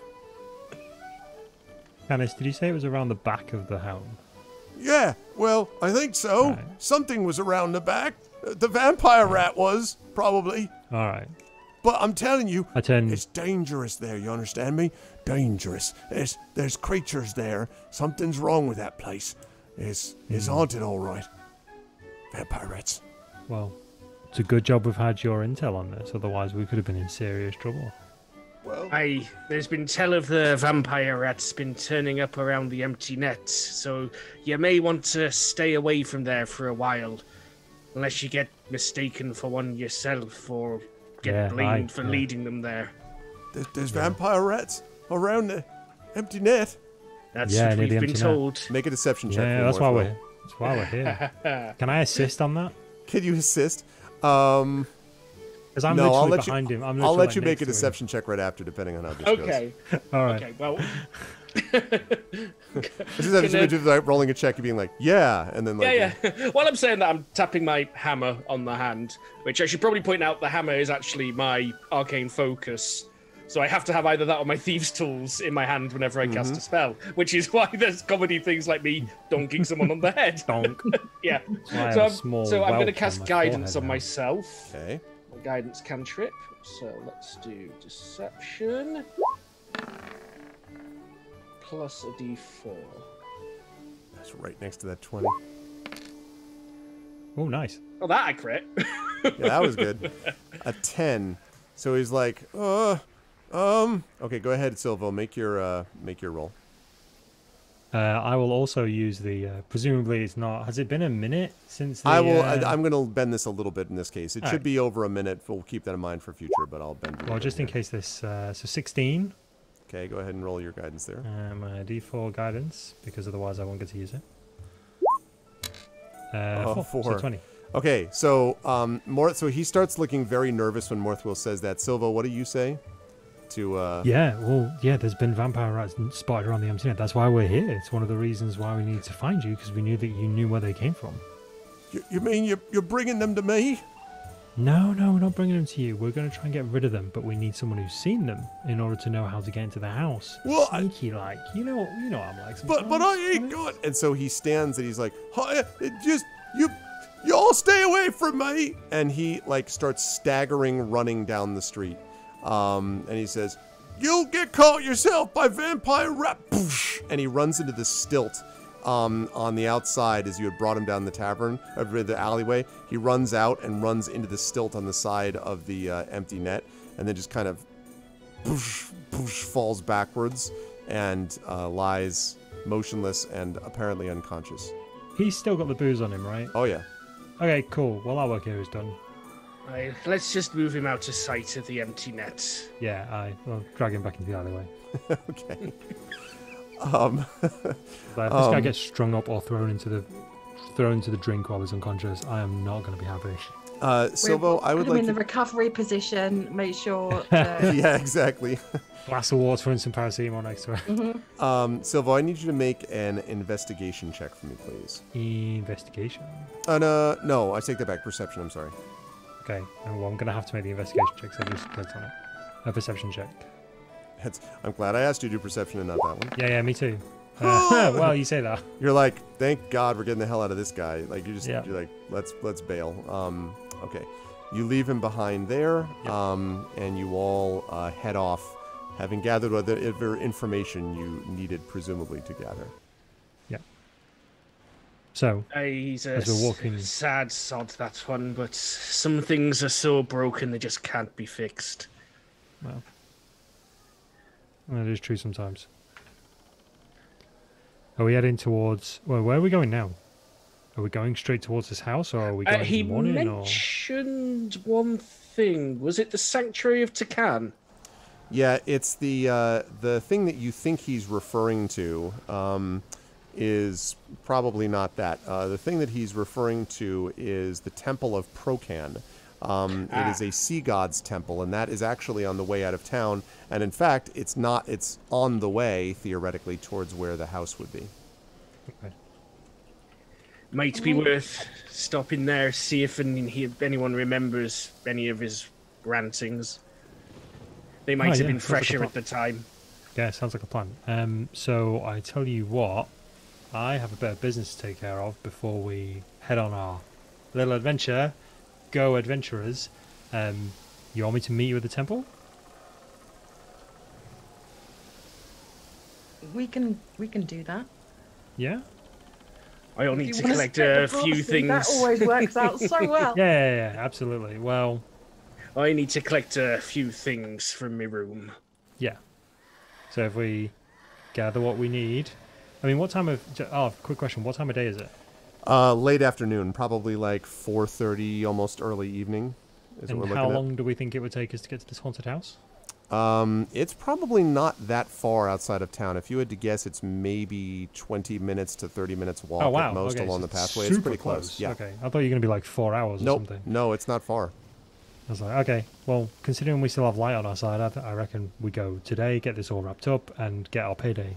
And this is the direction, by the way, that you'd be going, right up along that, Yeah. that what is not northern, Which is what east. Which is eastern not road, north. yeah. Not north, yeah. Okay, cool. So, catch you guys soon. I'll meet you at the temple. And with that, hood still up, I walk off. All right. The three of you, I'm going to move along to that spot in just a second. I do want to say happy birthday to Wolf Soul. Happy birthday, Wolf Soul. Happy 34th. birthday. Happy birthday. So for Waves, for Morthwyl, and for Brine, you're going, I assume, straight to the house, but tell me if I'm wrong. Like, what's your We're plan? going to go and have a look around this temple first. Okay. Yeah, I was going to divert past my route. Is there, like, guild lodgings in the town? Like artificers and the like? Yes, there are. There would be, and I have to find... Yeah. There's a carpenter's guild hall, and probably a mariner's guild hall you might have spent some time in, too. Mm-hmm. And that would be the mariners, and those are all basically along the same path. Like, this along here, that one that I just pointed at, that's the mariners guild hall. The what do you call it? The carpenter's guild hall is up here. So basically along that direction. And then the temple would be here. Yeah, so Waves carries her possession in a big backpack, but she'll switch clothing to her leather armor. Okay. And that's more or less her preparation. Okay. And also she'll look at Brine if she's still there, rolls her eyes and repeat in Kenneth's voice about the strange and weird noises, and like shakes her head. Mm-hmm. Apparently that's something she's not really impressed by at all. She's just repeating, vampire rats? Okay, so you're going to make your way up there. We'll talk about the temple. Nah, yeah, I'll do the temple now, actually. So when you make your way, I'll come back to you, Silvo. When you make your way up to the temple, there are a few things that you notice about it. First of all, this has been around Morthwyl, you know, for a long time, long-standing temple that has been here probably longer even than Saltmarsh itself in this current kind of incarnation. The person who is in charge of it, of course, you know pretty well also. And when you step in through the front steps, through the front door, you can see the person who is at the front and he looks to be looking up at right now one of the windows, which is supposed to have, it looks like it's supposed to be a stained glass window of like a ship being swept by the sea, and there's like a trident nearby, but there seems to be a little break in the window that he's looking at. And then the person turns around. It is an older human male with white hair and a silver gray beard, but he is wearing what is sort of like priestly vestments that go all the way down, covering his legs. And he turns around and sort of looks in your direction and says, "Ah, so it's Morthwyl. All right, come up, let me talk to you. I'm glad you finally decided to confess some of your sins. And the rest of you are welcome also. Welcome to the Temple of Procan." Aye, good to see you. Afraid if I started confessing at my age, we'd be here another 200 years. I might have the time for it, too. And he steps down the steps, and Waves and Brine, you hear as he steps down, and you realize that there's something underneath his vestment that is making the noise of something wood impacting the stairs and then the floor beneath him. And he... In my experience at sea and with... do I recognize it as the sound of a wooden leg? Pretty good guess, yeah. Okay. Yep. As a carpenter who has spent some time at sea.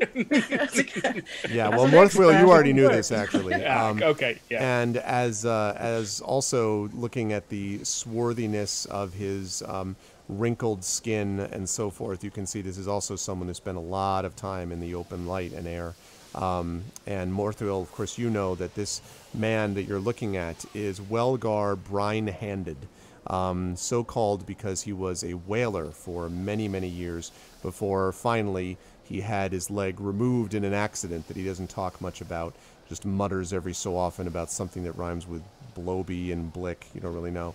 But anyway, he came back to this town and eventually became the priest of the Temple of Procan, because who better to be able to understand the will of the sea god than someone who barely survived that will himself. And so he sort of clumps towards you and, "All right, then. So you're not here to confess your sins? What are you here for, then? And feel free to take a pamphlet, either one of you." Looks at Waves, and he points over to this sheet of pamphlets which says, "Procan and you, how does the sea god fit into my life?" It says on the pamphlet. Well, Waves wants to be polite and will at least greet him. G'day, mate. "Aye. G'day." And he kind of, like, eyes narrowed. He says, "Ah, you're one of them kenkus. I've seen you before. Been a while, though. Let me see, your name is... What's your name?" My name is... And he says, "Aye. Yes." And he says, "I don't speak the language very well. Something like current banging against wood, right? Is that it? Current banging against wood. Something like that." He just nods. "All right, well, welcome. And you," and he turns over, and Brine, he sort of looks at you, and his eyes widen slightly, not in like, da-da, but just sort of like in recognition. And, "Hey, I see you've changed your ways a bit. I'm not entirely sure why we got a pirate coming in here, unless it's that you've decided to devote your life to one of contemplation like me. Perhaps that's why you're here, eh, Brine?" I'm gonna like tip my hat in a respectful manner, but my years of combat have led me to never lose eye contact, because then you can be attacked. So whenever I tip my hat, I always keep eye contact, and I say, I've changed my ways in so much that I've I've left the sea for a little while, and I want to explore the world and see what it has to offer me. I'm just exploring for now. Aye. Well, that's an improvement, perhaps. Welcome, then. All right, I know why you're here, or why you say you're here. He turns back to you, Morthwyl. So what can I do for you, then? Aye, well, we've been commissioned, as it were, to look into a couple of matters around town. And we were interested if that old lush Canis came by here at some point recently. I Possibly came here a bit last... spooked. Oh, well, Canis is always spooked about something. Last week it was he wanted some ale because his missus had left him. He ain't never had a missus, not an I ever known of. And then the week before that it was because he was leaving his missus. And the week before that there was something about the two of the missuses and he and the missus were leaving another missus. It never makes any sense. But, no, I don't remember him being... Well, I mean, it was a couple of months ago.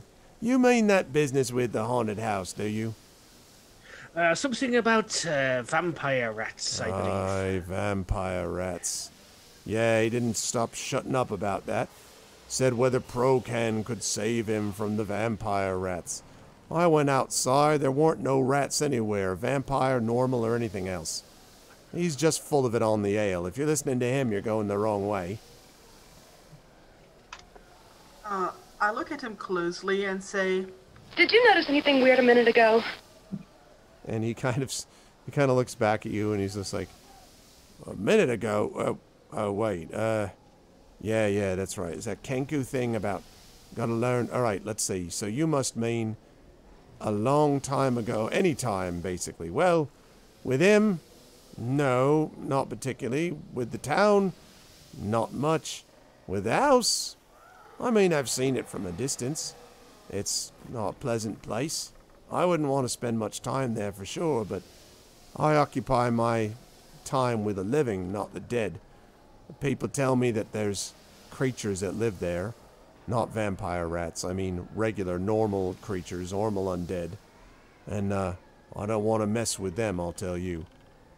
I mean, I wouldn't go up that way if I were you, because there ain't much you can find there except danger. Waves points in the general direction of the haunted house, tilts her head, and with a question mark in her voice asks, Abracadabra. and he kind of like narrows and says, Magic, you mean? Is there magic there? Well, maybe. There's possibly some magic around this. I guess it could be. But I've never gotten close enough to see myself. Like as not, it's nothing. It's just a bunch of rats rattling around down there now. But, well, every so often late at night, when I get up and I look out towards the sea, towards my destiny. and he looks out for a second, and for a minute he stops and kind of stares out, gets that 10,000 yard stare, you know, and he says, Well, sometimes I hear noises from up there. You know, shoutings. Just brief and quiet on the wind, as it were, but they're there all right. But acoustics is weird here anyway. The wind could be blowing them from anywhere. I don't know if that's magic or just a couple of the kids down in the town having a laugh up there. But certainly it's not anything for me to check out. Do you know anything about the house? Sounds like you've been there. A long time ago. Oh, I was there. I went there once when the alchemist still owned it. That was a strange fellow he was. Always talked about the amount of money you could make, turning things into gold. Well, I was more interested in working a good, honest job, not making things up and making myself feel better. But, well, he had a lot of... That one, him, he points back at you, Waves. that one had a lot of magic for sure. But now that he's gone, no one knows where to. It's just an old empty house, far as I'm concerned. Except for the voices, but that's probably nothing. Old houses sometimes have a voice of their own. How long ago did the alchemist disappear? Oh, that was years now. He's been gone for I don't know how long, but years. A lot longer since, than, Canis stumbled past it, according to him. That was just a couple of months ago that Canis did that. But the alchemist's been gone for a long time.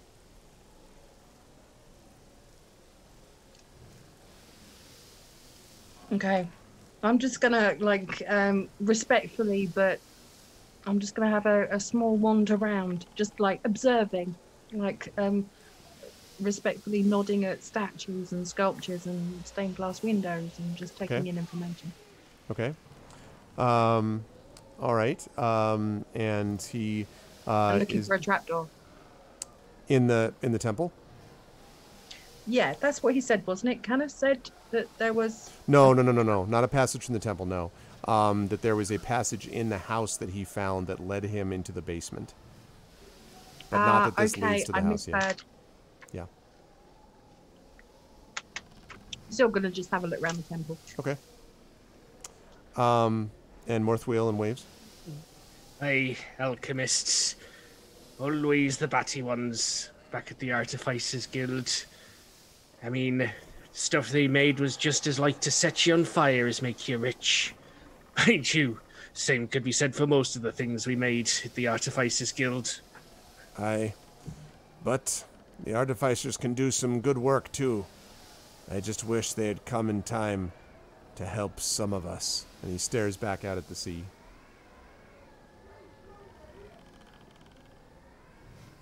Morthwyl's just respectfully quiet. He's not prying.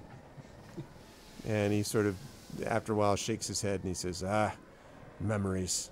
And he sort of speaks out so that you can hear this too, Brian. He says, if you, I don't know where you lot are headed, but if you ever head out there into the sea, you ever find any shipwrecks or the like, I've been trying to use the blessings of Procan to find the remains of sailors for some time. And if you could happen to stumble across any bones of dead sailors, I mean, you bring them back to me. I know every shipwreck and storm that's happened in this place for the last 20 years or so, and I know how to bring some of those people back, thanks to the blessings of Procan. Well, if you brought those bones back to me, perhaps they could tell a story, and I'd be grateful to you. I could reward you with something. Perhaps some of the offering money, for instance. Waves looks at him and says, As you wish. I suppose if it's sanctioned by the temple and all, it can't be considered blasphemy. There's nothing blasphemous about saving them from a watery grave. There ain't been anything last rites given to them or anything. They're just lying there. Who knows what spirits haunt them. So, if you can find them, it'll be a good deed you'd be doing. Is that what you want the bones for, last rites? That's right. So I can have them and bring them back to their final peace. What they deserve instead of being out there in the sea. And he again dramatically looks out the door of the church. I'm just gonna raise an eyebrow, but imperceptibly, when he's not looking.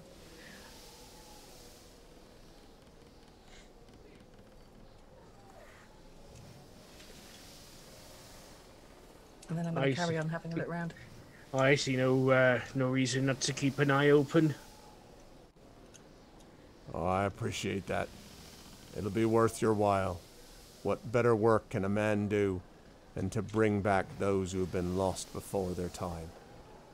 Yeah, do that, and perhaps the blessings of Procan will come upon you as well, and I'll do what I can, of course. Otherwise, though, I don't know what else to tell you about Canis. Except to say that, yeah, he stumbled in here, talked about raving about vampire rats. Well, he probably got in somewhere into that house. I suppose he survived it. Maybe that means nothing's there after all. Aye. Well, he does think his leg's part vampire now. But I believe 3 weeks ago he thought he was a rosebush, so who can say? He nods. Aye, it'll be something different next week. It's see that Waves is apparently not a very patient person, similar to how she got up in the restaurant to agree to the deal. She's now pacing in front of the temple and looking down the path, apparently waiting for somebody to show up. I turn to Silvo and Waves. I assume Brine's still... Oh, Silver's not... Oh, no, Silver hasn't... Yep. That's right. Okay. Brine sort of wandered off, so I just turned to Waves and go, aye, well, that at least confirms his part of the story that he visited here, and that confirms that he visited the house. Waves nods and further looks down the path and says, Silvo.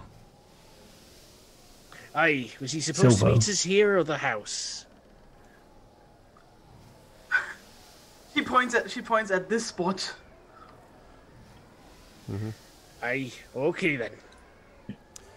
Whilst we're waiting for Silvo, I want to go and have just go back to speak to the priest very briefly. Okay. And say, when you visited the house before it was haunted, of course, what kind of access is there to the house? Just in case we want to have a little bit of a peek. Oh, I say there's a front door. There might be a back door too. I don't remember too much about that. Well, there's a door you can get to. You gotta walk up. It's on the top of a hill. Gotta go up and up the stairs, and then you go right through that front door. It's probably so rotten you could just break through at this point after all the seawater and air it's been getting. Okay. So it's not on the reason. So it is up a hill. It's not at sea level. No, it's on a hill overlooking the sea. And in fact, and he kind of clunk, clunk, clunk, clunk, goes out the front and points up. If you look carefully, you can see it right over there. And it's like, as you look over, you can see on the horizon the appearance of this.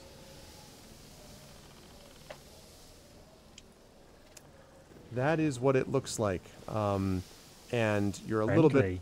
You are, in fairness, you're a little bit more distant than this would indicate from the place of the temple. But that's the basic idea. It is there, and you can see that it's literally up on like a bluff, almost, with that tree that you can kind of see, and it looks decrepit, the roof broken in. Even from here, you can see all of that. Possible to get to, but not, it'll be a little bit of a careful climb that you'll have to make to get up there. Okay, thank you for your help. And he nods, he says, aye, that's my pleasure. Esther, see what you can do about finding those bones of the dead. And as for everything else, well, he kind of shakes his head. Just be careful. Just because Canis is a drunken sot doesn't mean he can't have seen something. Thank you for your concern. And now I'm going to jump back to Silvo. Silvo, where did you go to when you wandered off from the group?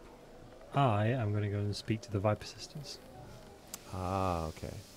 So, you make your way through town, and finally bring yourself to... see where I'm going to put you off of. That maybe...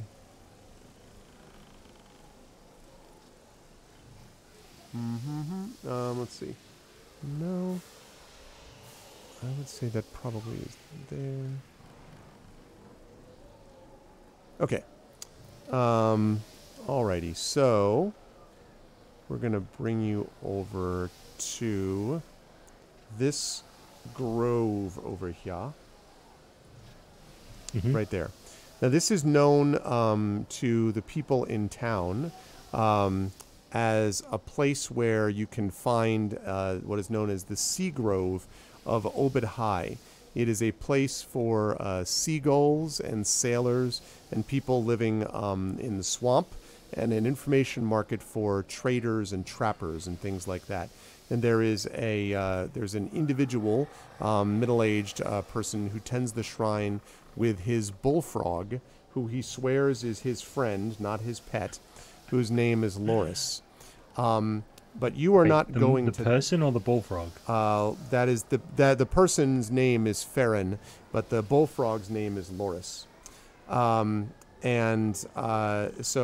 as Loris, Farron has this thing all around, which is what he says, but you're actually not going to that side of it.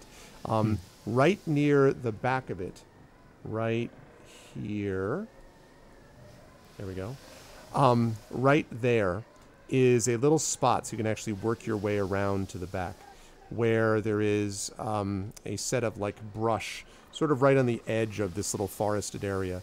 There's a bunch of brush and stuff like that, and when you clean it off, you know that below it you will find what looks at first just like a series of logs, but if you just move one log, roll it one way, then you can knock in a special way, and this is where you have your meetings with the Viper Sisters. Yep, so I do my normal knock. Okay, so there's a pause, and then the door opens just a crack, and then you hear, "What is it?" Here to see the sisters. Passphrase. I have their money. Close enough. Oh, And thank you. the door opens to reveal a half-orc. This, as you know, is the enforcer, whose name is Frug, F-R-U-G. And Frug, the enforcer, has been doing this work with the Viper Sisters for a long time. You are a relatively new arrival, as you know, but he's kind of a lifer anyway. And so he's big, burly, slashed leather tunic, short sword at his belt, big creature, and he opens it and says, all right, get down. I scurry in, and I immediately say, once I'm inside, Frug, how are things? Looking good? Been working out? Shut up. And he says... As you wish. He says, all right, get downstairs. They're waiting for you. All right, good. Downstairs meaning the ladder. There's basically a little ledge beyond which he was standing to open the door, and then the ladder extends further down below. All right, always nice, Frug. Say hello to the wife and kids for me, and I'll just slide down the stairs. Slams the door above you.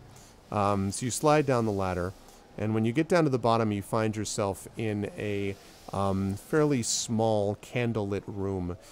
There is always a vaguely sickly sweet odor about the Viper Sisters' lair, and there, as you look around, you can see also there's a kind of smoke, almost an incense that kind of covers over the room most of the time. And you can see no one there except for one hooded figure who is sitting at the table.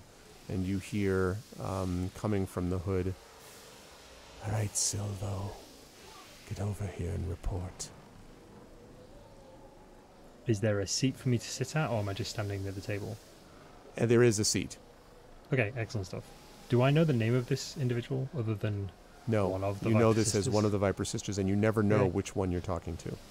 You also never see their face. Excellent stuff. I shall sit on the seat that is provided.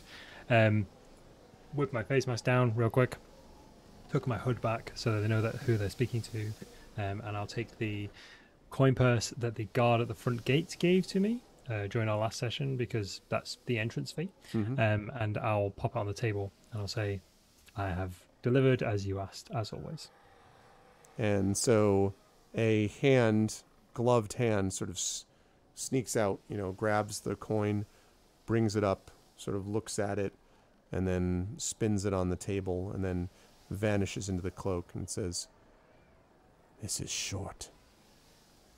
As is the guard who gave it me, but that's neither here nor there. Apparently there have been issues with money flow recently. Your job is to get the money regardless of issues. I have no problem with that, but attacking guards on site is not something that is in the job description. Perhaps if you were to ask one of your enforcers to go, they would be more inclined to offer up more money. I have used my normally persuasive ways to get as much money out of them as I can. And then this is what I have. And there's a pause, and then from the folds of the hood you hear, "If I wanted to send an enforcer, I would have done it. I don't want them to be killed yet. I want the money from them. It's why I send you. You're supposed to be persuasive and charming. You're supposed to be able to get things other people can't get. That's why you said we shouldn't kill you, because you were useful. Were we wrong to believe you, Silvo?" Absolutely not. Have I not been useful during my time here over the last few months? I have been an invaluable asset, in fact. I'll determine how valuable you actually were. How are you going to get back this short money that we need? Well, I happen to have come into a line of work for a specific person that may pay reasonably well. There is a salvage fee involved. I may be gone for a few days, but I will be able to pay you back in items of interest. You're supposed to be working for me, not for others. You work for the Viper Sisters. There's no time for other jobs. Very true, but this was the last job you gave me in a very long list of jobs that I have completed diligently, and currently you have no further work for myself.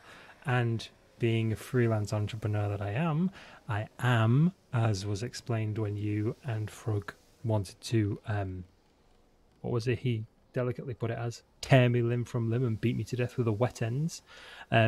You wanted to, do that, but I can offer you more money if I can be relieved for a few days.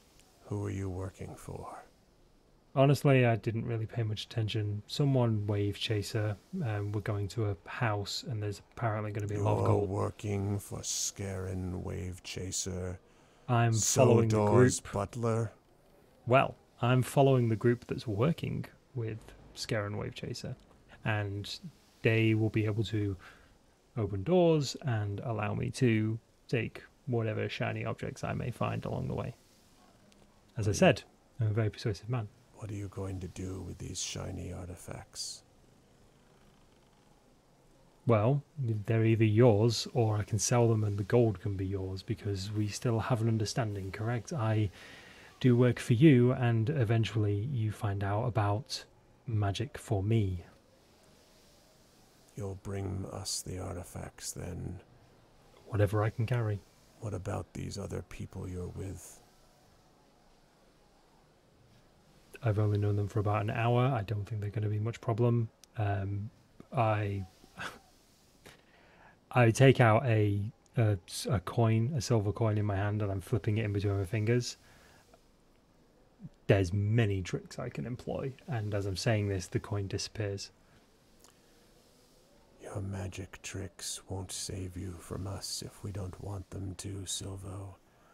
But they will save me from other people, and that's what I care about. You might want to make sure you care about being saved from us. And there's sort of a long pause, and then you feel a presence behind you, and you can kind of see that Frog has taken up his heavy position behind you with his arms folded, his muscles bulging. And that time again, is it? Creature from the hood has said, "Be on your way." I just bow, and I leave.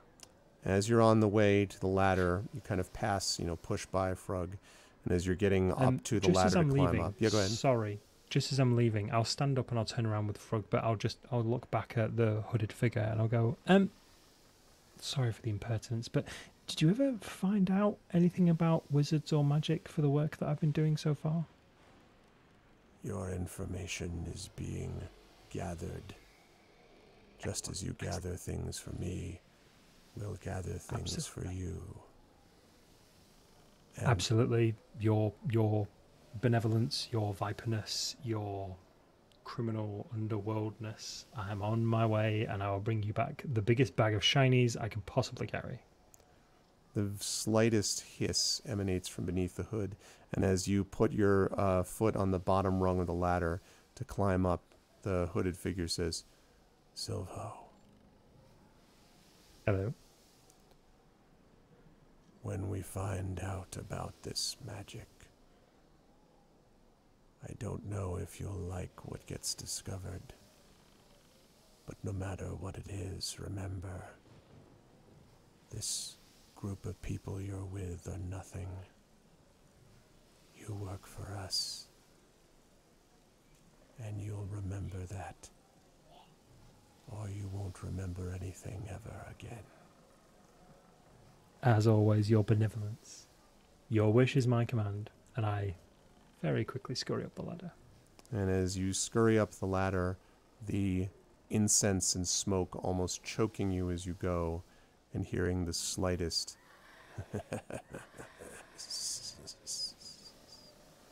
that's where we're going to bring our session to a close. Good stuff, everybody. We're right on top of the house. Next time, the house, for sure.